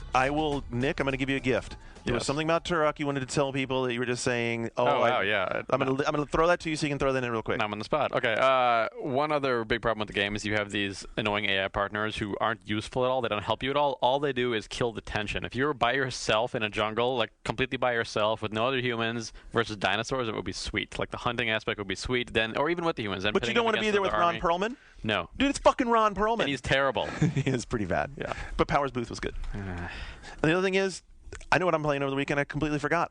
I got a code for GT today. No online. I know, no online, but it is North American, which means it has the new high-speed ring in it. It has all the new cars in it, so that'll be cool. I'll be able to enjoy that. All right, let's move right along. First up, we're going to talk about a thread that APAUP, I have no idea how to pronounce that, put up. Exactly. So this is about characters without much character. The starter thread is this. I've noticed a new trend amongst video games lately, and that is the blank main character. No name, background, face, personality, dialogue, nothing. Pause. That's not a new trend, dude. That's an old trend. Really, it's totally not a new trend. Like, how long has that been around? You just trolled this guy's Like, post. no, really, it's like, years ago, video games had amazingly deep characters. No, you're retard. Like, video games having characters with the fleshed out characters is new. You called him serious. a retard. He's retarded. Hi. Like, how old is he? 12? Seriously. Trolling him, man. I'm jet lagged and surly. But no, Anyway. really, like, okay, continue. There's nothing. You're given the option to create what you want in the character, which is all good and fine in multiplayer, but not in a single-player campaign. For me, the single-player campaign is a major part of my gaming experience with a game, and which I want an intriguing story with deep characters and events leading to the conclusion or cliffhanger. But now that doesn't seem to be the case. Now it's my turn to troll him. What he means by that is like the saddest fucking like teenager who figures out he's got to like save the entire world from some great evil, and he's surrounded by like cute girls, but he can't figure out how to talk to them, and then one of them dies, and then at the end he realizes that Final he liked Fantasy her, and that's not deep, X and that's not blank. a good character. Well, his question is You're like, a fucking idiot. yeah, like, do you want do you want to be role playing as a specifically written character or just playing as yourself as a blank slate? Well, that's an age-old dilemma in computer games and PC games. It has nothing to do with like advancements in narrative in gaming. So far, this is going well, Andrew. Don't you? It's just a bad question. It is. It comes around in This cycles. kid is There's weeping. like Gordon Freeman from Half-Life is an example. The way that Fallout 3 is handling it, where you create your character, but it actually creates a story for you. I find Gordon Freeman to be a unique example because he's like this proto-Uber nerd meant to appeal to nerds as like an aspirational goal. Yeah, aspirational Have goal. you seen the original concept art for that thing? Yeah. It's worse than anything to come out of Todd McFarlane's laboratory. Fortunately, one of our moderators jumped in right away and said, this is Lucavius. He said, so did you want to give us any example of blank characters? Because it seems you had an example rolling with Rainbow Six and just sort of dropped all the thought trains. So Appa Up came back. It's like some kind of, maybe he's Hawaiian. Maybe. Anyway, he came back and said, well, there's COD4, then Fable, KOTOR, all that. The one that kind of makes sense where I sort of get where he's going is I think Mass Effect does a good job in giving you the option of characterization, but keeps a character within the main character, if you know what I mean. Yeah, but I mean, I do kind of know what he means. What he's getting at there is that you're still able, like Shepard is up to you. Like you can be male, you can be female, you can create whatever kind of character you want, but there's enough structure in the way the narrative progresses that you still have a character that's going to be created around that. There's also a difference between a blank slate like GTA 3, where it's like your character doesn't have a name, but generally as that character you're going to do generally the same things. You can call, in GTA you're going to go like fuck around with the environment, with like kill everyone, and you're going to run the missions. Then there's something like Oblivion where you're still part of the story, but you can be who you want to be. You can be someone who just goes to people's houses and like knocks over everything on their shelves, or is like noble and follows the quest, and it's like it's more flexible, I think. I mean, most of the times games are. I mean, as far as the action goes, it's just about people reacting to what you do. So, I mean, a lot of times it doesn't really bother. I mean, that's how they get away with in Half-Life. And then there's this other compromise, like where you said Oblivion, where it sounds like with Fallout 3, what Bethesda is going to do is then you still make your character, you are whoever you want, but then they find ways for the game to register some of your decisions and to respond to you that way. I don't know. I don't have a problem with that. I think it works in both contexts. And that's cool because as immersive, it's like I did that. You're recognizing what I chose to do, not what my character did. I think in role-playing games, which what he mostly brought up, people like where your character is defined by the choices you make, and you're not like there isn't this prehistory or your character isn't going to make decisions that you don't like. But it's interesting in some genres where your character is an unreliable, main protagonist, like Silent Hill 2, where you find out, well, maybe what I know is wrong. He did all these terrible things, and that's interesting. But for an RPG, I think you kind of want to be able to define it, and that's I think this isn't most of the games are like that. This isn't just RPG centric. I mean, this applies to almost every game. BioShock basically centered its story on this whole concept. you want to expand on that? No, I just want to drop that on you and let it sit. Oh, some knowledge. But BioShock is still like the whole- black or white, and your one main decision, you have your one big decision. Otherwise, you're going to kind of play the game. That's the point. I mean, the game is emphasizing to you just like, I mean, this is a game of you're no one, and it doesn't matter. But then it's like they've got something in store for you, and then the part of the way that it comes together. This is why I shouldn't have had some of that rum. Part of the way it comes together is to just underscore the fact that people don't really have decisions in games. When you think you do, all you're able to do is, am I going to kill this guy with electricity or with an explosive? But when it comes to the biggest and most important thing in the game, like all that BioShock offers is, do you harvest or do you not harvest in addition to how you fight? It's like they're very aware that that's the point of the game, to say that the way games are made right now, that's as far as it goes. But in Oblivion and I guess in Fallout, you do have those choices to define your character more. It's like especially after 120 hours of playing it, it's like how I play the game and react to the world and how they react to me. It's like that evolves as you want to play it. Right, but I think what I think like Levine and them are up to is that like even when you do create branches, right now no one's able, just because you get into this point of like infinite branching and no one can create this many like endings, you know, I mean, like you have a few choices in you know, Oblivion or something, but they're not really going to influence outcomes that much. Right. Fallout, they're really trying to promise that they will, so that's what's so fascinating about it, is because everyone wants this. Like, you really do get seriously different outcomes. You don't just take a different step down a binary path. Like, you know, in MGS2 it was great. I love the part where you give in to the torture, and one character, I guess it'd be spoilers, one character lives, and or you resist and they survive. I mean, that was a very simple, you know, branch in the path. And that's like Mass Effect 2, which you started this with, Garnet, is like it's still there are two main choices. You're kind of going to have good decisions or bad decisions. It is harder to line and be like, because the character is written. There is an arc for that character within that rubric. You're allowed to make these choices, but ultimately, it doesn't like you really define this character. You and what don't. They I mean, in Mass Effect, what you're defining is the physical nature of what this person looks like, and maybe which direction they go as far as what they develop as their combat skills and that sort of thing. But at the end of the day, the story arc is still a story arc, and I don't think it does. I think actually your example of BioShock is superior to Mass Effect in that in BioShock they're doing more. Like, there's a lot of sleight of hand stuff in BioShock that winds up making you feel like you're more involved in it. It's not just the sisters thing, but as I was going through BioShock, I don't know. I mean, maybe it's partly the different people who are talking to you. You know, like, you don't know who they are, but they're helping you think. They're helping you. It's like, who are you believing, and then based on who are you believing, what sort of character are you imagining that this person you're playing is? Does that make sense? Yeah. I don't know. I like that element of it. So a couple of examples. Powdered Toast jumped in and how do you like this one? It said that Master Chief is the prime example of a personality without any actual personality. He's just like an archetype, really. Yeah, I'd say it's more of like the super contrasted version. I mean, here's this giant suit of walking armor that he's just an avatar. Which is funny because when it comes to discussions between, like, you know, when it's shooter fans arguing amongst themselves, there's like the camp that like, well, I can get with Master Chief because he's a real dude and he's got a character and I know what he looks like. But Gordon Freeman's just this vacuum. So it's like, even though you're accusing Master Chief of being that, but it's like when you start splitting hairs in that very small, you know, corner of like a gaming universe. Well, everyone think Master Chief is the most, like, they think it's like fucking Ishmael from Moby Dick. They do have all those Halo novels, which I haven't read, but I think that the way it's marketed, the way the Halo narrative is marketed, people believe that he is this amazing character. Maybe those books are really good. Have you read them, Garden? I think you have. That's not canon. No, actually, I haven't. It isn't? No, I read the Mass Effect book. Probably okay. I read the Mass Effect book. I think people Wait have... Wait a minute. Why'd you do that? But I think that there's a big segment of people who really do think that Master Chief is like, you know, the Darth Vader of our generation or whatever. In his defense, yeah, Drew like wrote a pretty good science fiction book. I mean, it's not going to win any Hugo Awards, but Drew wrote a pretty good book. Drew? Drew Nancy? Kaspersian. Nancy Drew. the dude at BioWare that wrote it is actually an accomplished author. He knows what he's doing. He wrote a good book. But yeah, I don't think people really think Master Chief is a really great character. Really, all right. I think what it is that people get involved. They get caught up in everything else around it. Like they get attached to Cortana. They get attached to Gunny. They get involved in everything else that's ongoing. Like with are these people? And he has an excellent antagonist. I mean, he's locked in that fight with what's pretty his name? much the forces of evil. I would suggest people who think Master Chief is the a really arbiter. Like, thank you, my brain finally worked. If people think Master Chief is a really great character, I suggest reading some books, not Halo books. It's mostly just in not seeing his face, I think, and that's. Yeah, I think that. lets people attach to that while keeping it kind of. That's why I was saying. But I did say people were like, "Oh, Samus, she's an amazing character." No, she's not. Like, no, really, she isn't. I've played all of her games. She's not an amazing character at all. The most exciting thing about Samus is that they found out there's titty underneath it. So they were getting their virtual transvestite on, and they don't have to feel dirty about it. Yeah, I mean, people love video games, and I love Mario, but I'm not going to be like, "Oh, Princess Peach, touches my soul. Her character is the ennui." No, like.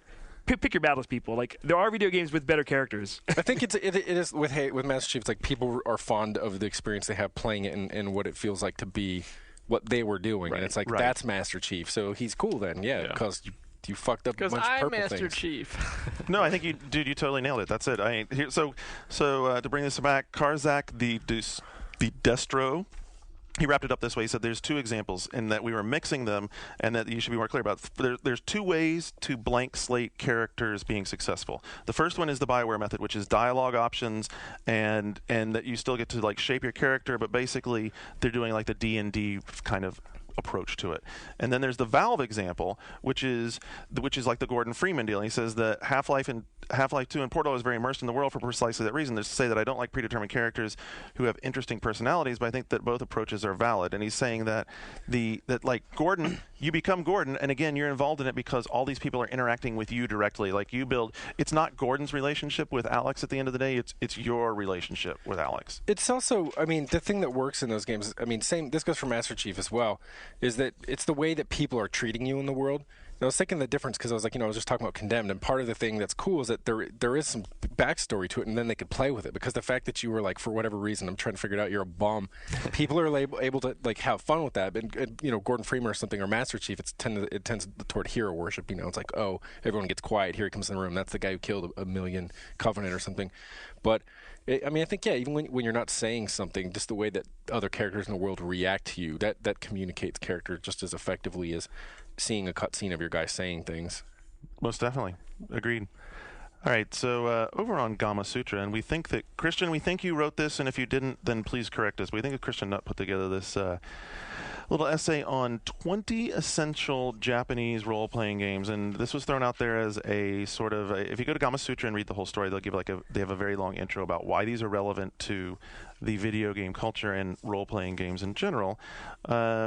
Basically just documenting that this is one of those places where the gap between Western development and Eastern development is most visible. So, I think it's also a unique genre because it's a genre that kind of in America toiled away in obscurity for a decade and then came to prominence in 1997, and since then has been mainstream. Right, when Final Fantasy then hasn't done much with it.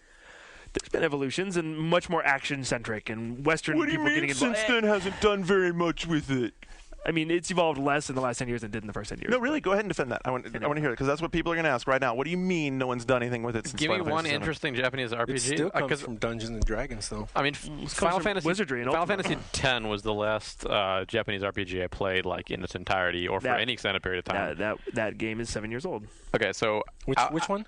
Final Fantasy 10, yeah. It's been 7 years with Tidus and the PS2 one. 7 years. Wow. The first PS2. Time flies. Jeez. 7 years when ago. You're making fun. Okay, so what else? I mean, what else has been interesting? Like outside of art design, like something like in the Shin Megami series. I can tell you that Final Fantasy XI was the first console MMORPG. Yeah, it's an MMO. I don't play. FF12, which is not my. I played about 15 hours. Which is 12, not and I'm my. like, I know you love this guy. It's not my favorite, and I think it westernized. It brought MMO style combat into traditional JRPGs. Yeah, but it kept like having to go back and goddamn level for everything. Trust me, which I'm not hated. I'm not going to defend Final Fantasy 12. I think it's very interesting. First of all, that a game that definitely, I agree with you, brought a lot of Western influence into Japanese role-playing games is number 11 on this list. How though? Like. Can you give me some of those 12? influences? Yeah.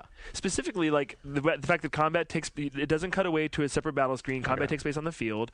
It's automatic. You're setting up all. But that's from 11, right? Right. Well, yeah, it took it, but 11 took it from like Final Fantasy 11 is based on EverQuest ultimately. So like a lot of 11 and 12 is based on strict Western MMO stuff. Very much so. So here's. First of all, Shane, I mean, we'll turn to you, I guess, as the authority. Well, JRPGs are one of my favorite genres. So number one, Valkyrie Profile. Are these in some sort of order? No, they're not. No, so they're not in order. No. Okay. No. So I mean, Valkyrie Profile is a really unique and weird game, and that solves not much else like it. Yeah. That solves my problem then. I mean, if they're not in any order, that's fine. Then never mind. Yeah. So forget all that. So the interesting part is here that then the Final Fantasy series gets several entries. You've got 10, 12, 8. You've got 4, 6, and 7 lumped together. And Dragon Quest needs to be in there as well because TQ's in here because Dragon Quest in Japan is the number one, and it's it seems very basic and rudimentary, but it took elements of Western RPGs, and JRPGs started inspired by games like Wizardry and Ultima, and they were complete rip-offs of those games. And if you look at what Dragon Quest and Phantasy Star and Final Fantasy were doing, they were advancing the genre beyond what was happening in America. Here's my issue. In Western RPGs right now... Wait, though.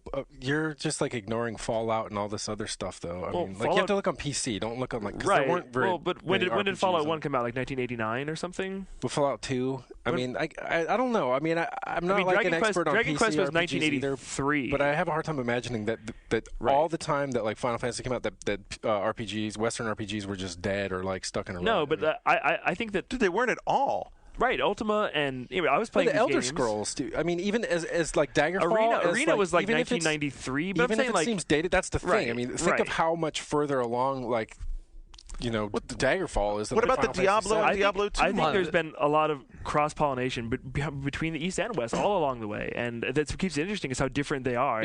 As they get closer together, I think it makes them less interesting, actually. Currently, why I'm not interested is... the difference between Oblivion and Mass Effect versus any two Japanese RPGs now is it's a world of difference. Oblivion and Mass Effect are different, thematically, mechanically, totally different games, but they're still both RPGs ultimately. But Oblivion isn't that different than Might and Magic 1, really. But at I'm the saying, end of the day, regardless of right now, two different things exist. Yeah. What is different? What Japanese two? Give me two Japanese RPGs I can play that are different. Are traditionally more directed and linear than Western RPGs. Right. What you consider to be and let's go talk to towns and people, and let's go get turn-based battles, and those things don't change. The art design changes sometimes. And Lost Odyssey, everyone enjoyed it, but really correct me if I'm wrong, but mostly enjoyed it because it's the first real next gen. I believe that traditional Japanese RPGs are more accessible because they're not so open-ended. Like when I play Morrowind or if I play Oblivion, it's really overwhelming, and I feel like I have to go make my own fun, and that's cool, and a lot of people love to go do that, just get lost in this world. But if you play a Final Fantasy game, it's very directed, it's very cinematic. But there's, to be fair, an Oblivion can be as directed as you want it because there are main missions, and, when you go to your mission log, it will indicate to you that this is your primary thing. I felt overwhelmed, and I felt like I had to go find fun. And, in Final Fantasy, it gives you the fun right. What about, everything Neverwinter Nights or something, then? I've never played Neverwinter Nights. So I see what you're saying, though. There's Neverwinter Nights is a very good D&D. What I've heard about games like that is it's fun because you can make your own modules and play with your friends, co-op, that kind of stuff. They're different animals for sure. JRPGs. I think everybody knows very well how much I love Japanese role-playing games, and I love them because look, first of all, the characters are pinned down, and because the characters are pinned down, they can tell stories, and because they can tell stories, I can use this as my story, as my immersive entertainment size. And I will not argue the fact that storytelling in games in a whole is way behind where it is in even hour-long dramas on CBS. But there are good ones, right? There are good ones. There are ones that get me involved in it. I got really involved in 10, although I think the ending was a little... I love the ending of 10. Really? I love it.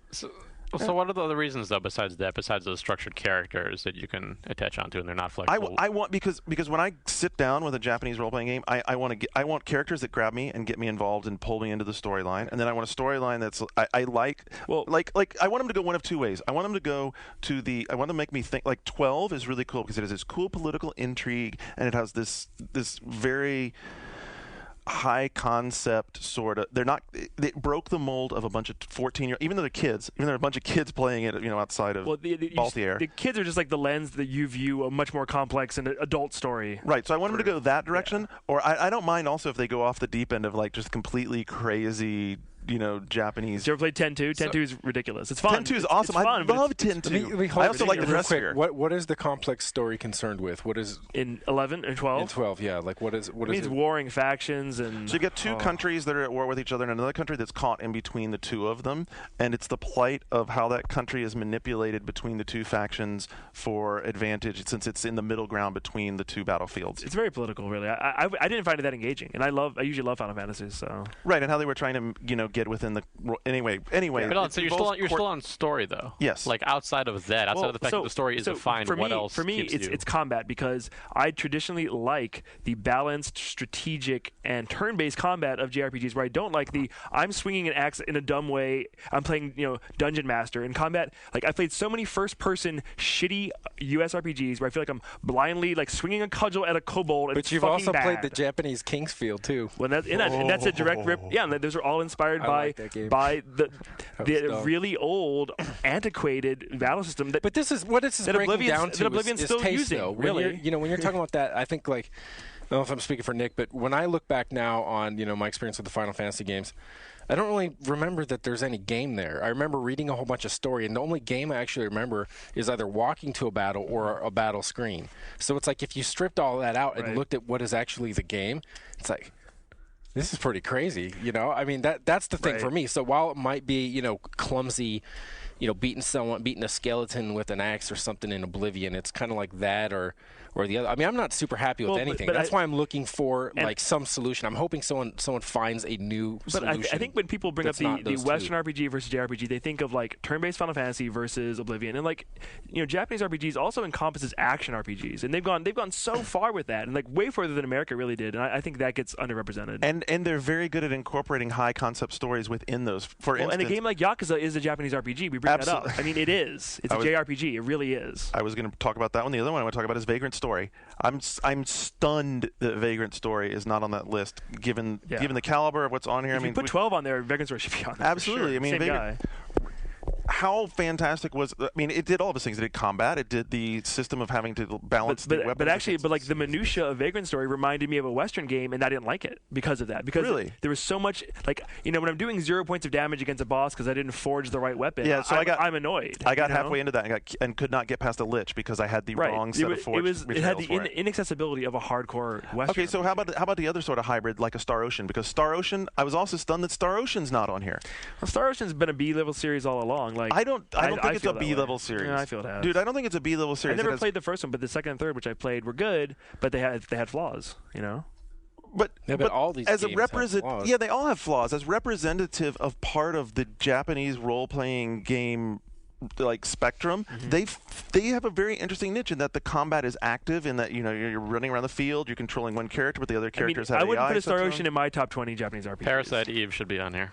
Parasite Eve 1 was a really interesting combination because it was partially Western developed, and it was with Westerners in mind, and I thought it was a good mix. But then 2 was a piece of shit. So 2 was not a piece of shit. It just went more action. You're a piece of shit. We've been through this. Parasite Eve 2 is a piece of shit. Dude, Parasite 2. I would have given the game like a 2 out of 10. Wrong. You fail. Dude, you fail. They made it like a shitty Resident. Go back and play it. review. It's a shitty Resident Evil game with shitty control. No, they got rid of every message board 3000.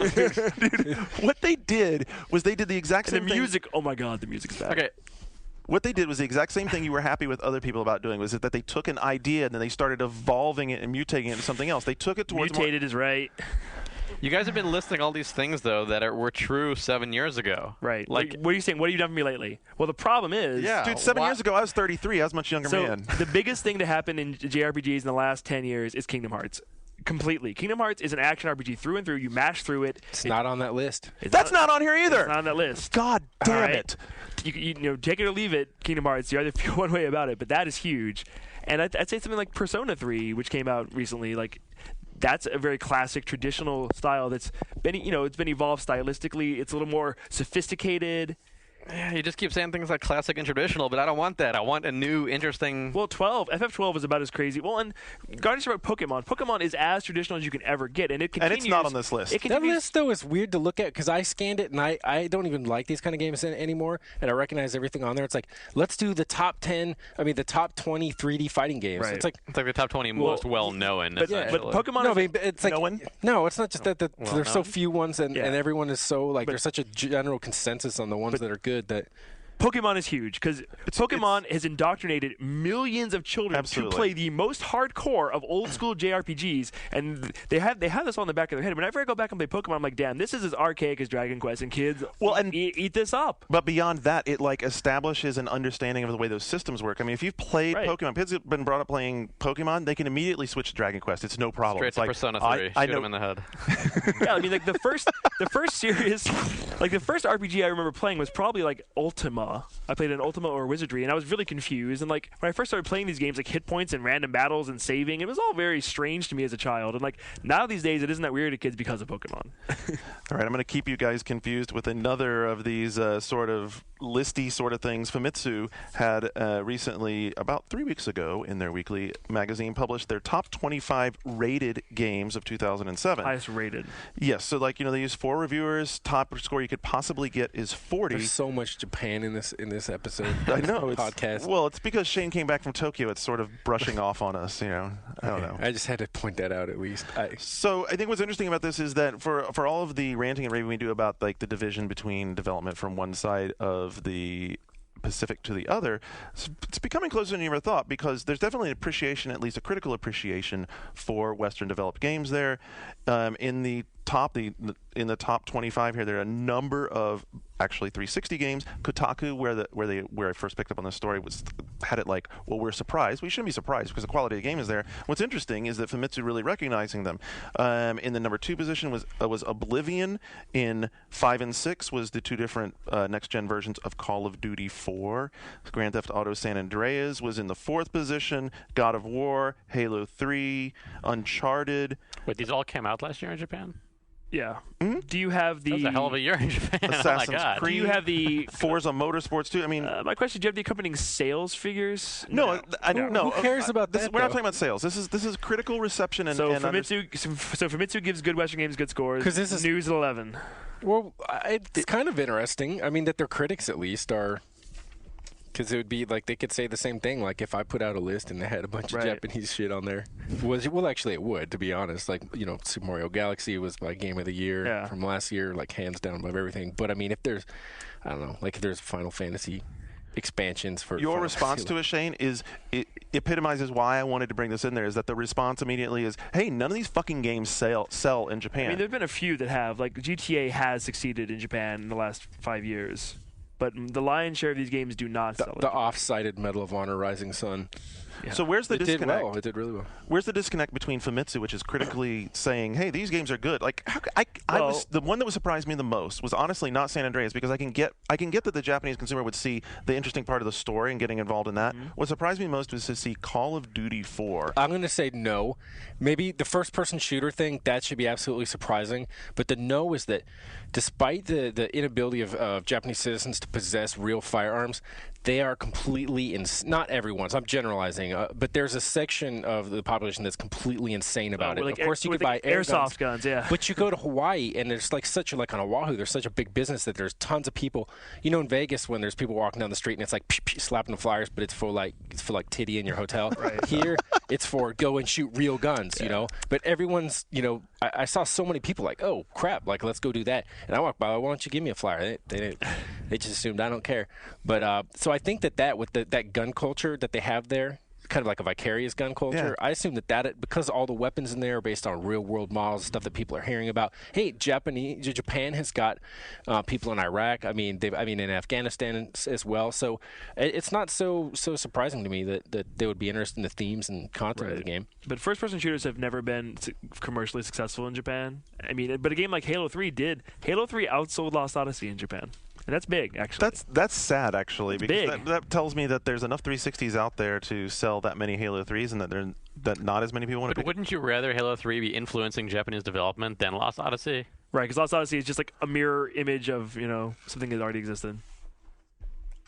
Come on, you're gonna disagree with that? You really want Lost Odyssey to be like the template for Japanese games for the next decade again? Go back to your hold. We need another topic. Damn it. Whoa. So this is what happens when you lock Garnet. 3 months ban on Checkmate. What you're missing is the best-selling game. Yeah, no, you know what? I need to address that because obviously you put me on the spot with it. I would prefer actually that both did better than they did because neither of them are amounting to a whole lot in the big scheme of things. Why do you care that Lost Odyssey does well? I care that Lost Odyssey does well because it's a art form that I really, really enjoy.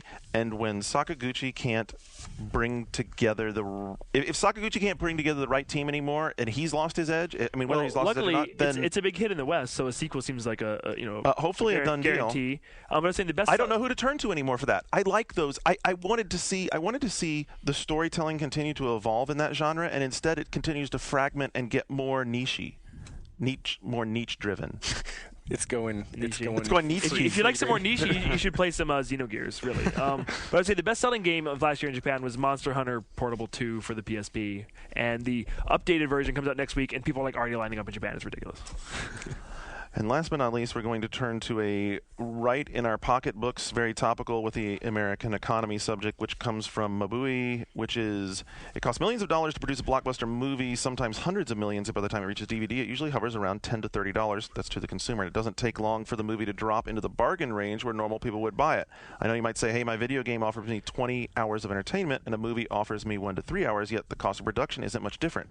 My question is, why are we paying so much? And basically, is gaming too expensive? It's always been this expensive. The prices, to be fair, drop pretty quickly on games. It just depends, though. Like, if you think, I think for me, they might seem to drop quicker on movies because I'm not like thinking about every day, oh God, did the price go down on the box set for, Ken Burns' The War or something? The answer is no, because I went and looked last week. I want the baseball. But like with your games, if you're like, shit, and your friends and stuff are telling you about it every day. Did you play this yet? Did you play this yet, or whatever? Or we're gonna go and play this tonight. Then it seems like it takes longer, but then they do drop, and they drop dramatically. There's also the used market, which is like huge. So that's a big part of it, right? If you're a gamer, it's expensive. If you keep up with everything like we do and can't help but be constantly immersed in like hype and everything, then it's expensive. If you're like, I mean, when I was working at EB, like I had people all the time and come in and spend like $50 and walk out with like 9 games, all which are pretty good because they don't care how timely it is and they don't care about visuals, and it doesn't have to be expensive. It's just expensive for us because we want to get everything new. Yeah, I would tell this person I've been buying games for 25 years and it hasn't really changed. They were always expensive when I was a kid. Dude, they're cheaper now. They're massively cheaper. The consoles are cheaper. You just download. You would pay for an Atari 2600. I mean, people hear this before, but maybe the younger listeners aren't aware. We paid the same, not even counting for inflation, the same amount of money for like a piece of shit back then that you do for something today. Games were $50 and $60. Because they're disc-based too, is another big difference. Yeah, certain companies, the cartridges cost just as much. What was Strider? How much was that? $90. Well, let's not even bring in Neo Geo. Right, Neo Geo. 3DO was $800 when it came out. Like, and games have always been expensive. $800 were worth like a lot more. Yeah, games have always been expensive, and like, it hasn't really changed. I don't know what my ColecoVision cost, but my mom dropped a lot of money on it, I bet. And you can rent. I mean, just the fact that that's there, that's another. I mean, the only reason I'm bringing that up is, like, you too, you predate the rental era. It was like what you could trade in your friend's yard, like you had to swindle them out of shit or borrow it. And that notwithstanding, you'd end up buying a lot of stuff. You'd only get games, in my case, like 3 or 4 times a year. Same here. And then it would suck, and you'd go right back to the toy store and make up an excuse about how it would break on level 5, something that they couldn't verify there. I mean, so Brigat brings up the gaming is expensive, but not for him because he's willing to trade in games or eBay them. Buying the consoles when they arrive on the market usually takes the biggest dent out of his wallet. He said it's a hobby. He doesn't mind paying. I'm just judicious with my purchases. Endless Ocean was my only outside-the-box buy. It will be my last of 2008. Sad. The other thing that's expensive, the fucking TVs to play them. Yeah, I need to do that's one. True. Like I learned HDTV, you have to have one now, right? Yeah. Playing Condemned, every time there'd be some text on the screen, which is fairly often, when you're investigating stuff, I'd have to run up and stare at it from like a half an inch away, and it was still blurry because it's not made for that. And I was looking like, maybe it's time for HDTV, and I look to see how expensive it is. And then all I could hear in my head is the people saying that it costs a $7,000 computer to run Crysis, which is wrong. I could play Crysis on a computer that costs half the price of a decent HD TV. I like what Andrew did, by the way. How much did you pay for that HP you bought? The computer? The one you have at home, yeah. About 6 or 7. So he did this cool deal. He also have the best TV in the world. Well, so he went to Best Buy and bought like a consumer grade, like $600 computer that had a good processor and motherboard in it, right? And now he's adding in The RAM. Upgraded the RAM. Radeon HD 38. And so he's adding like a DX10 Radeon card and a new power supply to pump it up to like gaming spec. And that's going to be like, what's your final ticket going to be? Like $900? Yeah. Like $900 for a totally. That's a lot, And with $900, if you walked into Newegg, I mean, or if you pulled up Newegg or wherever, you could buy whatever you needed to. Compared to like you're talking about HD television, which is becoming more and They're more getting cheaper. but it's becoming more and more necessary to get the real game out of a PS3 or a 360 game. Right. The other thing that's funny about this, remember when Mark McDonald was on the show a while ago and he was saying he couldn't figure out how to put a video card in, and I was like, dude, laughing really? at that. Yeah, well, that it's was like, funny. dude, have you ever like changed like the SIM card on your phone? You ever changed the cartridge on a PSP? But at the Wait, same you time, can change the SIM card on your phone? You change the cartridge on a PS. or whatever. I'm bullshitting. But the UMD, sorry. But I'm thinking about one of the reasons I haven't got an HD TV is because it seems prohibitive. Like, what do I pick? There's so many different models. It's going to be obsolete. Well, and it's always getting better. Like, there's always a better one I coming. mean, even choosing that, and it seems like, I mean, if you could figure out, my point is for Mark, if you're listening, if you could figure out which TV to spend your money on, you could change the video card. Oh, it's fucking, it's Lego sets. It's like no big deal. So how would you guys address then Minch3619's comment? Personally, I don't see how the games industry can grow with ever-increasing game prices when the barrier to entry is already high for most folks. I miss $20 greatest hits games, and I'd like to see developers figure out how to budget $20 to $30 games, even if it does mean 2 sequels a year and 3-hour games. So this person's willing to trade. The prices still drop. Budget games still exist. They're released at budget prices, and if a game doesn't sell, the prices drop immediately. It's only like, like a Beatles album. They could still charge you $18 because everyone wants it, but if it's not Halo or something, like within the 2 months, they're charging like $10 for a lot of stuff. There is this precedent that was started in the last 2 years where if it's a big game, you can get people to spend more for a limited edition. The Halo Cat helmet was like the ultimate version. We're about to see the GTA duffel bag, and like the duffel bag looks cool, by the way. Well, yeah, and I think that it's a slippery slope. But if people are willing to pay it, and if they think it's worth it for those limited editions, then we're going to keep seeing more of it. They're giving the consumer some choice. I think another interesting answer is the rise of the downloadable game. All the different marketplaces that we have, whether it be Xbox Live Marketplace, the WiiWare stuff that's coming, PlayStation Network. Most of them come with demos. You're able to try out the games. Same thing with casual games and downloadable games. Congregate, which there's a ton of stuff on PC that you can get absolutely free. So the 3 consoles right now, if you buy those consoles, you can do more with that console without ever having to buy any more games than you ever could in the past. Yep. So if anything, gaming's gotten cheaper in that way. Has gotten a lot cheaper, and let me tell you what, at the same time it's getting cheaper, GameStop reeling in the bucks. One of our big stories coming up on the next side in the news is the billions and billions of dollars they've rolled in. So don't go anywhere. We'll be right back with the news. I thought they only made $1 billion. That place is dirty. Yeah.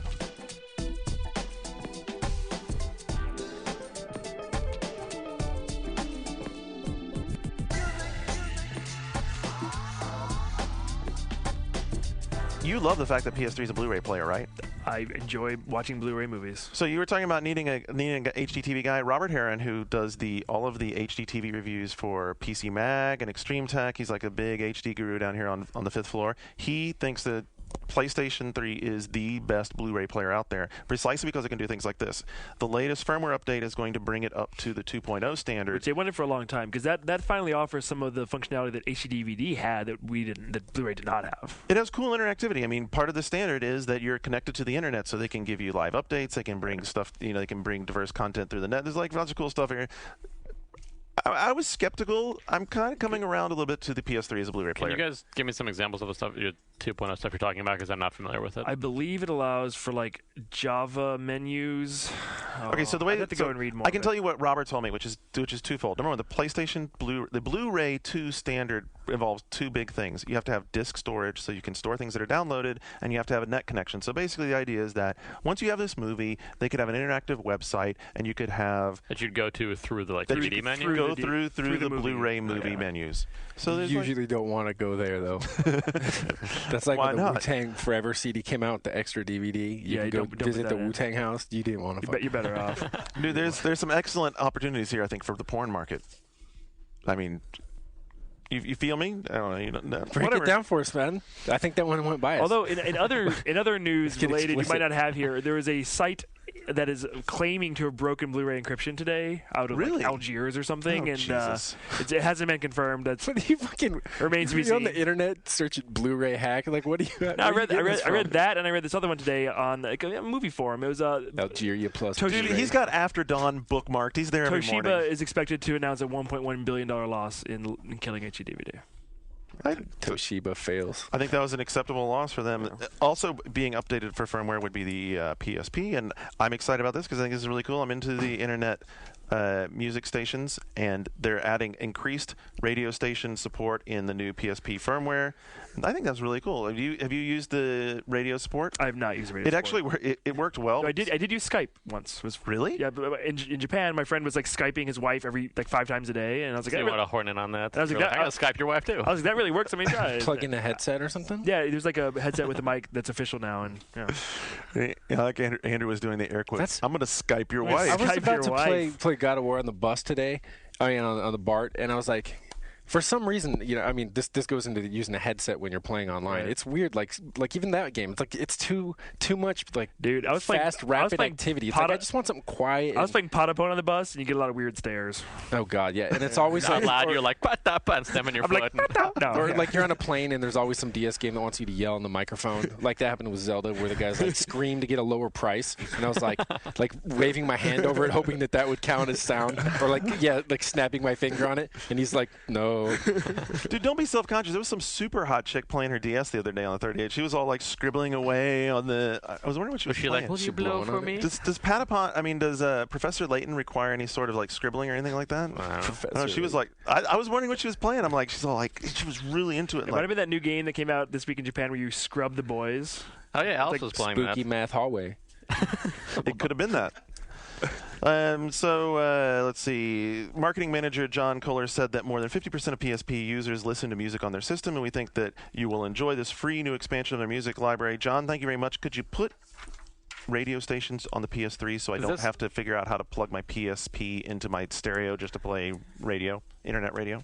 It seems to me it would be more impactful if they saved up a bunch of those little features and had like a patch once every season that like changed how you use your PSP, as opposed to like, because they drip them out like this, I don't really care one by one. So you think they lose some of their impact potential? Yeah, I don't know.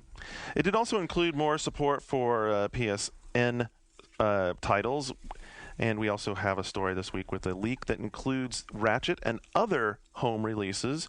Not any big surprise there. You have Super Stardust HD add-on, Pixel Junk Monster add-ons. Yes. The game's terrible. Shut up. Just messing with you. People are like, so I got so much hate mail over hating on Pixel Junk Monsters. Warhawk add-ons and Layer add-ons. What is a Layer add-on going to be, Shane? Control, maybe? I was wondering about that, right? Control that works. Also in April, we're going to get a trailer for Resistance 2. We're going to get one for a Japanese title called Dark Mist. And then May and June, we've got Wipeout HD and Echochrome coming. I hear Wipeout HD is the bomb, according to my Scandinavian friend who played a bunch of it. Thomas.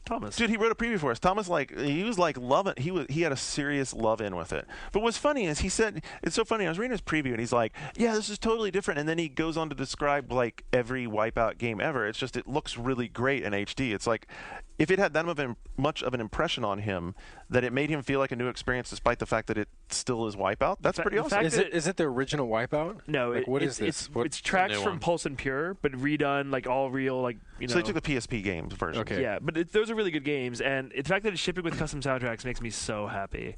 And I gotta say, I heard a really, really good rumor that custom soundtracks are coming to Burnout Paradise on PS3.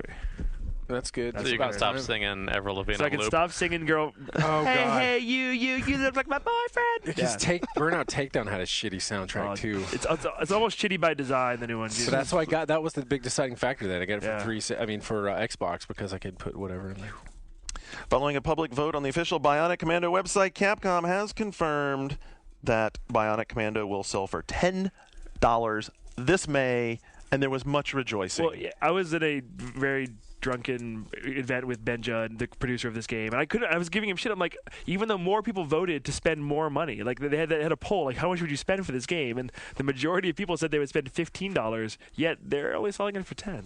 So and you're gonna argue with that? I was like, you're crazy. I was like, crazy. You're throwing away money. Their late night infomercials. They know how it works. But he says that like it's all about numbers. Like he wants more people to buy it. So I would mass rather market. I'd rather pay $15 and have online co-op. Oh. I'm just saying. I would pay $5 extra worth of DLC to There's get it. probably some like sociological studies that also prove people will say they'll profess to be willing to pay more than they actually Right. are. I count on it. Speaking of intellectual properties, a new group called the Radar Group, which is actually a bunch of guys who have been in the business before, has announced their initial titles, one of which is Prey 2. That's your favorite game. Dude, I liked Prey. Okay, I like Prey too. I'll back you up on Prey. Really? Yeah. Holy cow! Maybe Not a 9 backup, but a maybe So maybe is this maybe okay? Minion can come back. I don't know. Is this one coming Prey out was in? good. Is Prey 2 coming out in 10 years? Who knows? Because didn't Prey 1 take 10 years to come Is out? Human Head making this one? Yes, Human Head is they're actually they're working on this. involved, is what I saw it worded as. Right? Yeah. Is 3D Realms involved? I don't know, but like whoever David Drager, he's one of our news writers. We're gonna have to like have a conversation with. He fucking quoted my review in this news story. I love Prey What did you so give much. Prey? Prey. I believe he gave Prey a 9 out of 10. I think I gave it an 8.5. Nine. I think I gave it an 8.5. I gave it an 8.5. Oh. That But sounds about regardless, right. like I fucking hate numbers. This is why I hate numbers. We don't use those anymore. I give it a B.5. I gave it a C, CD, a CB, a CAB. Anyway, whatever. This is coming from these guys. Anyway, Miller's like one of the guys from 3D Realms is part of the organization that's putting together the Radar Group. It's not really any big surprise that Prey 2 is in there. The other two titles they have are Earth No More and Incarnate. Morbid. Yeah. So as we talked about, everybody and their brother last night was playing Halo 3, getting brushed up for the new legendary map pack that's coming in April. And, I'm just going to give this to you, Nick, because you're the guy. Ghost Town, Avalanche. What? Wait, sorry, I'm not following your list. Ghost Town Avalanche, what? Those are the new yeah. maps. Yes. Ghost Town is a battle-scarred maze of narrow passages and dangerous ruins outside the once prosperous city of Voy. Have you been to Voy? No. Me either. All right, so look. You've been to Voy. You played the game. Yeah, whatever. Second match is Avalanche, which is like a tribute to Sidewinder. Okay, so it's going to be 3 maps. I'm impressed that Halo 3 is still so relevant that people will like immediately jump right back into it to get their skills back up again. Yes, and that's also why Halo 3 will be relevant in a year, and Call of Duty 4, which more people are playing right now, will not be. Oh. Wait, the Call of Duty 4 map pack got announced. Is that next on your list here? The exclusivity? We talked about was that last week. week? Oh, Yeah, yeah. we talked about Yeah, last but I week. don't think people are going to flock back to it, and that's partially the fault of like Call of Duty 5 coming out, regardless of how good its multiplayer will be. I think. But you notice Call of Duty 4 has been the #1 selling game for the last 4 months, and Halo 3 hasn't. Yes, You notice but that part? 3 years from now, people will be playing Halo 3, and no one will be playing Call of Duty 4. That's an interesting. I don't know that I completely think buy into that's that. true. I don't think it's true either. Well, I said because- not on PC. Well, we'll probably have Call of Yeah, Duty there's still 6. people We'll playing. probably have Call of Duty 6 before we have Halo 3, right? Right? before we have Halo 4, 4. Halo Yeah, 4, yeah, yeah. yeah. So Major Nelson, who puts up the Xbox Live stats each week, has shown that Call of Duty 4 is held right in there, like in a battle for #1 and 2 with Halo 3 week in and week out. It hasn't shown a drop off yet. Why do you think it's going to drop away?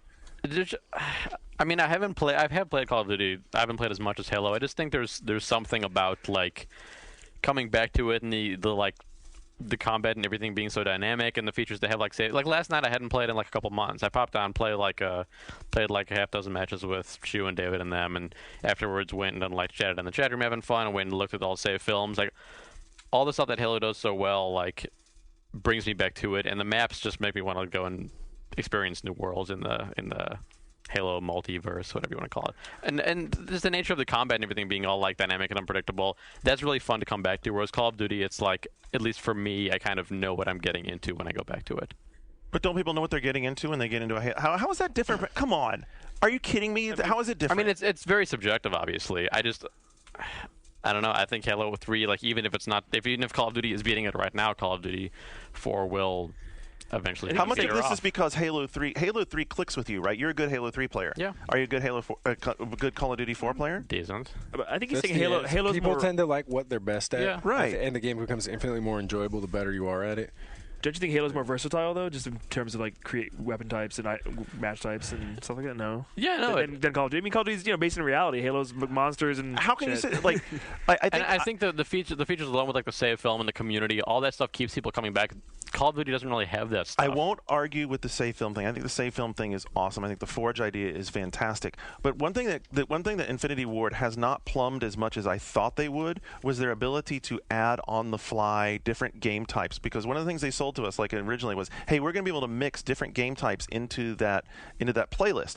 So in the upcoming patch, one of the things that they're doing is when they coded it, they had a hard limit on how many different game types they could put within that playlist. And what they've been seeing so far, I was talking to their community guys, is that those game types are all being played. So it's stupid for them to pull one out, because if they pull one out, they're going to pull one out that people are playing. So the new patch expands the number of game types they can drop into that list and gives them the ability to start playing with, okay, well, well, let's try some new variants, and if those aren't working, then we can start shuffling around. I don't know. I just don't think you'll ever see something like the Pac-Man equivalent of that's in Halo in Call of Duty. Like, the experience doesn't vary as much in terms of like what they can put there in those hoppers. But do you think that's like a novelty that's good for a Kotaku blog entry? I mean, do you think that many people are like, let's go do this, man? I saw this online. It's gonna be fucking rad, man. It is a novelty, but it keeps people like popping back in to check it out, I think. Yeah. It's like I think while the core mechanics and game and maps and modes and everything in Call of Duty is like great, it's all that stuff isn't going to change as much as popping in those little novelties and injecting it with new maps from time to time like Halo.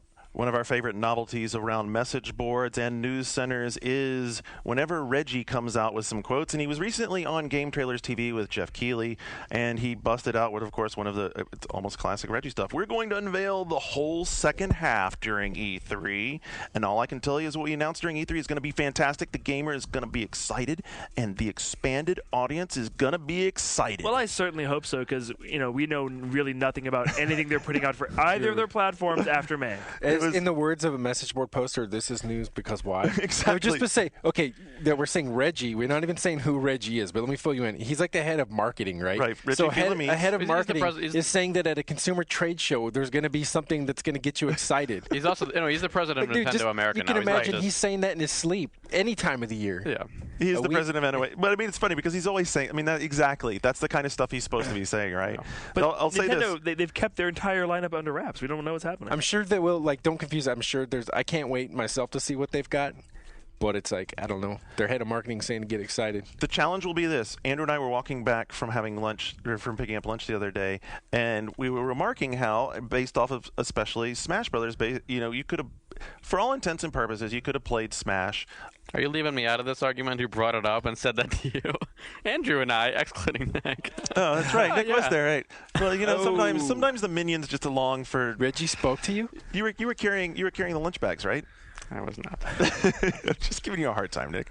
Anyway, so Nick was there too. We were all talking about this, basically being the fact that once you get a couple more of the first-party titles that you expect, that your Wii library will, for all intents and purposes, be complete because they haven't innovated.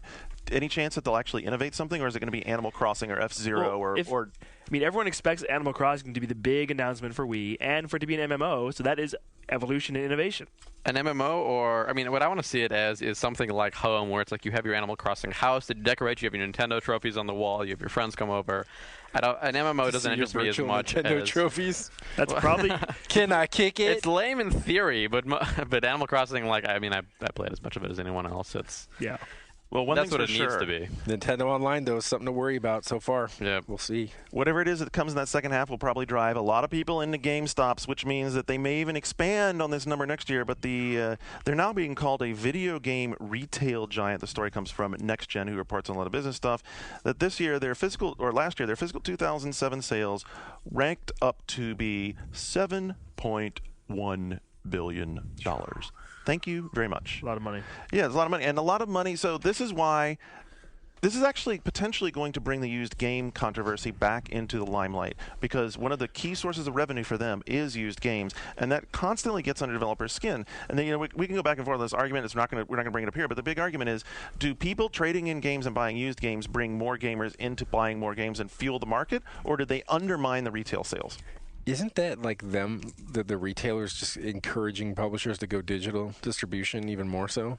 I mean, for like short-term gain at the expense of long-term. I mean, that seems I like think so. But I know retailers are pulling back. If you look at what happened with Warhawk, I mean, Right. that's the one we keep bringing about. And then just recently this week, they announced that there were 500,000 players in Warhawk, and you can look and see how many box copies were sold, and it isn't 500,000.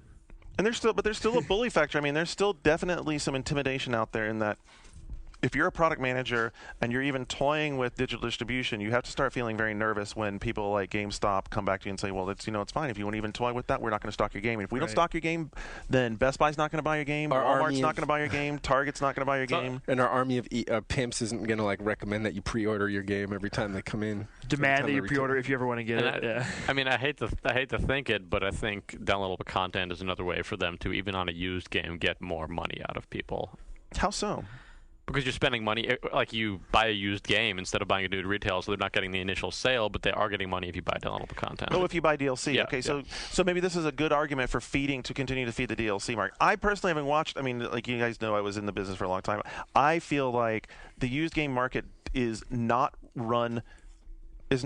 run very ruthlessly by GameStop. I hate the way they run it, but it does bring more people buying more games in because it's very much feeding the new release culture because the guys who are trading in heavily are buying like every fucking new release that comes out. Yeah. And that does definitely help It works well for people. I mean, I like it. I wish they would give you more credit, I mean, obviously they're working it to their maximum advantage. Well, dude, because you have no idea. They sell the game sometimes like $5 cheaper for used. I mean, you have no idea. They run it. 3/4 of us here work at EB, and like the markup, the margin they make on a new game is maybe like 15%. The margin they make on a used game can be as high as like 75%. Yeah. It's basically a stock market. I mean, there's a guy there looking at every morning and every night the number of units they have of some game, how much they paid for it on average, how much they're selling for it, what the flow is on it. It's basically the stock market, but they're running it with used games. Yeah. Speaking of downloadable content, Rock Band has been doing excellent with theirs. They're now finally up to in-game store. 6 million Rock Band songs purchased in just over 3 months. 6 million. It's huge. Yeah, I'd say that. How much are they charging each? $1. Wow. So, by the way, Guitar Hero... $2. So, by the way, Guitar Hero, if you had gotten your downloadable content right, you might have been able to make a little money instead of, like, trying to release a bunch of fucking other But even beyond that, games. it's like, oh, music industry? Hey, look at this. How many tracks are available so far? There have been 3 a week every week. 3 week every week. So they're also so in this next patch they're going to roll in a music store that's going to basically allow you within the game to be able to like scroll through. I was bitching about this 2 weeks ago, and like now that I see the implementation, it looks great. Yes, it's really cool. So this is a big deal. There's a lot of other things in I don't know if it's the patch is part of the same news, but the patch coming fixes things in like World Tour mode, how like songs won't repeat as often. There's a lot of little things like that, and this is actually improving not just the buying the songs part, but the core experience. I think it's getting a lot better. And I said that in my review on 1UP. In the end, it's like this game, all this stuff could change, and it seems like it is actually changing. And the core structure of the game is getting better. The most recent Guitar Hero downloadable pack was No Doubt, because everyone knows how awesome the No Doubt guitar lines are. Was it free? No, it was pay because We've come a long way from Donkey Konga when it was like fucking Mary Had a Little Lamb. And row your boat. Dude, that was a mystery chain. Boat. I remember everyone who reviewed that for EGM at the time. I was just baffled. I worked there and I was ashamed. That month I was fucking ashamed to work for that magazine. I'm just joking, but I remember because I took it home. It was another one of those cases. I'm like, dude, my people say this is good shit, and I took it home and it was really like row. Which game? Like Donkey Konga. It was like some. It was like, okay, let's get some drums going, like let's get to the, and instead it was like, I hated it. Dude, I played that game twice in my house, and you'll be able to appreciate this too because you've been in my house. Velvet and Casey, I have 2 Labradors. Oh my God, they thought that was the most fun game in the world. It's like they would be like jumping around for a little bit, and then they were like attacking the bongos. They're like, oh cool, he's slapping the bongos. I'm gonna attack the bongos too. Woof woof. Rawr. Did you play Donkey Kong Jungle Beat, Sean? I heard that was cool. It's better. Mario Galaxy. I still have those drums. It's fantastic. It's the Mario Galaxy team. You like Galaxy Game of the Year? Yeah, That's the team. Go play I should it. get it. I still have the drums. They're dusty as hell. It's I phenomenal. have a small Rock Band anecdote. My friend John, who former Ziffy years ago, he wanted Rock Band. Rock Band isn't even announced for Japan or in Europe. Doesn't have a date yet. So if you want a Rock Band outside of America, you got to have someone bring it to you. And that's what I did. I carried Rock Band on airplanes, through airports, on trains. He better be really glad that I lugged the giant Rock Band. You took the drums and I everything took the whole with you? fucking thing across the planet for my friend John. So, But it's John. It's John Riccardi, dude. John. He's awesome, dude. I would do the same thing for you, John. But at the airport, it caused like an international incident because people didn't know what it was. Did it really? And I was flying ANA, Japanese Airlines. They came over to check out what it was, and they were like, "What is this?" And the one baggage handler in Japanese was like, "Oh, it's the best karaoke game ever." They saw it on 24 where it was the Sibian home entertainment device. Meanwhile, Guitar what the Hero, Sibian is. you make it all the more hard for me to defend you. I mean, I have been a staunch defender of Guitar Hero. What about DS? Because I enjoy the Guitar Hero lines, but there now is a story out there that Guitar Hero is working to make a deal with the Beatles. See, I don't think so. Read that quote. Do you have the quote there from the head of Sony Music It's something Licensing? we've talked about and something I'd like to pursue. We, referring to publisher Activision or as just his coworkers, isn't clear. So how is that not something you would? The way he Because said, it's Activision. but the way he says it, he's like, "Oh, course like, they want we'd it. like to do one of those like Guitar Hero games." It's very much like, "Oh, we'd like to license this to a video game." It isn't like we have a deal with Activision for Guitar That's Hero. Martin Bandler. He's the top executive of the EMI group that we're talking about. It sounds to me like we're looking to make a deal, not like we've made a deal with Guitar Hero. I agree. So I think they're still up for grabs, and I think the Beatles would cost more than anybody else in the whole world. Did you see the video of the DS game? I did. And so like. It's like on the borderline between wow that's cool and oh my god that's cheesy. I mean, I would never play it in public, but I do want to try it. That shit was scandalous, though. Like, it made me feel really old. Because that kid, like, you know, I mean, like, dude, He's like 17. Where were his fucking morals, man? Like, it was dangerous. It was subversive. He was on his front lawn, just like undulating. Yeah. He was just like, yeah, dude, kids these days are, like, they're fucking rebellious. You're saying you don't want to play it in public? If you play it at home, why not just play normal Guitar Hero? That's the thing is, like, I don't totally get the market for this. It could be cool, People in their front right? lawns, annoying kids in their front Outside lawns. of the front lawn, where's the venue for this Guitar Hero DS? You're not going to play it on the bus, and you're not going to play it on your couch. It reminded me of, like, Hit Sticks. Remember that? oh, Hit sticks were awesome. sticks were the fucking bomb, dude. Yeah, they were the bomb. Let's go back to Hit Sticks, dude. No matter what you hit it on, how hard you hit it, or how quickly you hit it, no, there's no snare, dude. Your fucking mind is playing tricks on you. There's no hi-hat, dude. It was like, so your options were, or, and you paid money for that. And then they also had, remember that other shit they had, the pocket rockers? Was there a pogo ball that made music? I think I had one of those. Remember pocket rockers? It was like a little Walkman with a miniature ass tape. Yeah, yes. And you're supposed to wear it. And it had like one song from like Tiffany on it. I'm bringing those up because, like, if you look at the YouTube videos for those old ads, it's exactly what this like DS Guitar Hero is like part of that tradition. Except at the time, presumably someone thought it was cool, but nowadays Westerners are so cynical that no one's going to see that Guitar Hero ad and not immediately. Well, and my other think it's concern shameful. is DS doesn't usually have that great of sound quality unless they use a lot of memory on it. So I'm feeling these songs aren't going to sound. Plug it into the jam session. What's up with amp. that blowing on the frets that catch on fire? Wait, what? Really? You could see that in the ad, like the fretboard caught on fire, and like the chick was like, That's a real threat when you're heavy shredding. dude, Jimi Hendrix fucking pioneered that craft, Seriously. man. Speaking of selling a lot, Ubisoft has been doing fantastic in the business market. However, hot on the heels of the release of Rainbow Six Vegas 2, one of their key designers has come out in an interview. They're doing like a live blog sort of thing, and Shack News has a very good condensed version of it, and saying basically that the hardcore shooter market is too narrow to continue to support development. Don't they? Aren't the best-selling games like Call of Duty and Halo? And BioShock, yeah, and Perhaps they should stop being so iterative. So this is a history lesson, folks. I think that what he's going back to is, you remember when the first Rainbow Sixes came out, they were way more hardcore tactical. Like you were looking at a top-down 2D map with icons, and he's saying basically that you can support Vegas, but you can't support what we used to do. So if people who are holding out hope of us doing Rainbow Six again like that, we're really not going to do that. well, this is what's probably. cool about PC. You know, I mean, you get games like Stalker, and then the forthcoming Stalker Clear Sky, and they're absolutely like that, where they're like, we're getting the money to spend, to make this game the way we want to, and we don't have to make sure every last person in the country is not confused for more than 10 seconds. So hardcore Rainbow Six fans think the Vegas games are too easy to They've just dumb down. Like, they've lost that hardcore tactical element. I mean, one of the things that they did to make them more playable is they reduced the maneuvering of your squad to simple commands that you execute inside the 3D window, where you basically point to a location, say, "Hey guys, go there and do this." So why are they making games like? I mean, Vegas 2 is basically fan service to Vegas fans, isn't it? So why are they doing that? Because Vegas was successful. Because Vegas did well. The Vegas taught. But they're saying they can support the hardcore, right? No, what they're saying is that. So that's where the line is. This is like a history lesson. Why are you standing up? So I can see the light. Because I need the light so I can read He's these like pages. He's passionate. Getting confused, man. He's like Sorry. standing up in front of us. We have no light in here. Like 7 o'clock comes, the lights go off. I had to stand so I could get in the light. What they're saying is that they're not going to go back. Don't expect them to go back and do like that hardcore tactical game that they've done before. That Vegas is like the future of what they're doing. It's going to be more crossover sort of game. It's like kind of game that someone can pick up and play as a shooter. I think at this point it's not a big surprise that they're leading on with more console not at all. titles. Not a surprise, especially People, when they're willing if to. you have the ability to play SWAT 4 on PC, I really recommend that you do so. I just say this because now and then I get people that are like saying, "Hey, I just got a PC. What should I play?" And I tend to forget that game. But that might be if if things are to go the way you're saying, that might be one of the last games that was. Who developed that? Didn't That was Irrational. Yeah, I was about to say. Ken Levine did some work on it, and it was a great game. It was so much cooler.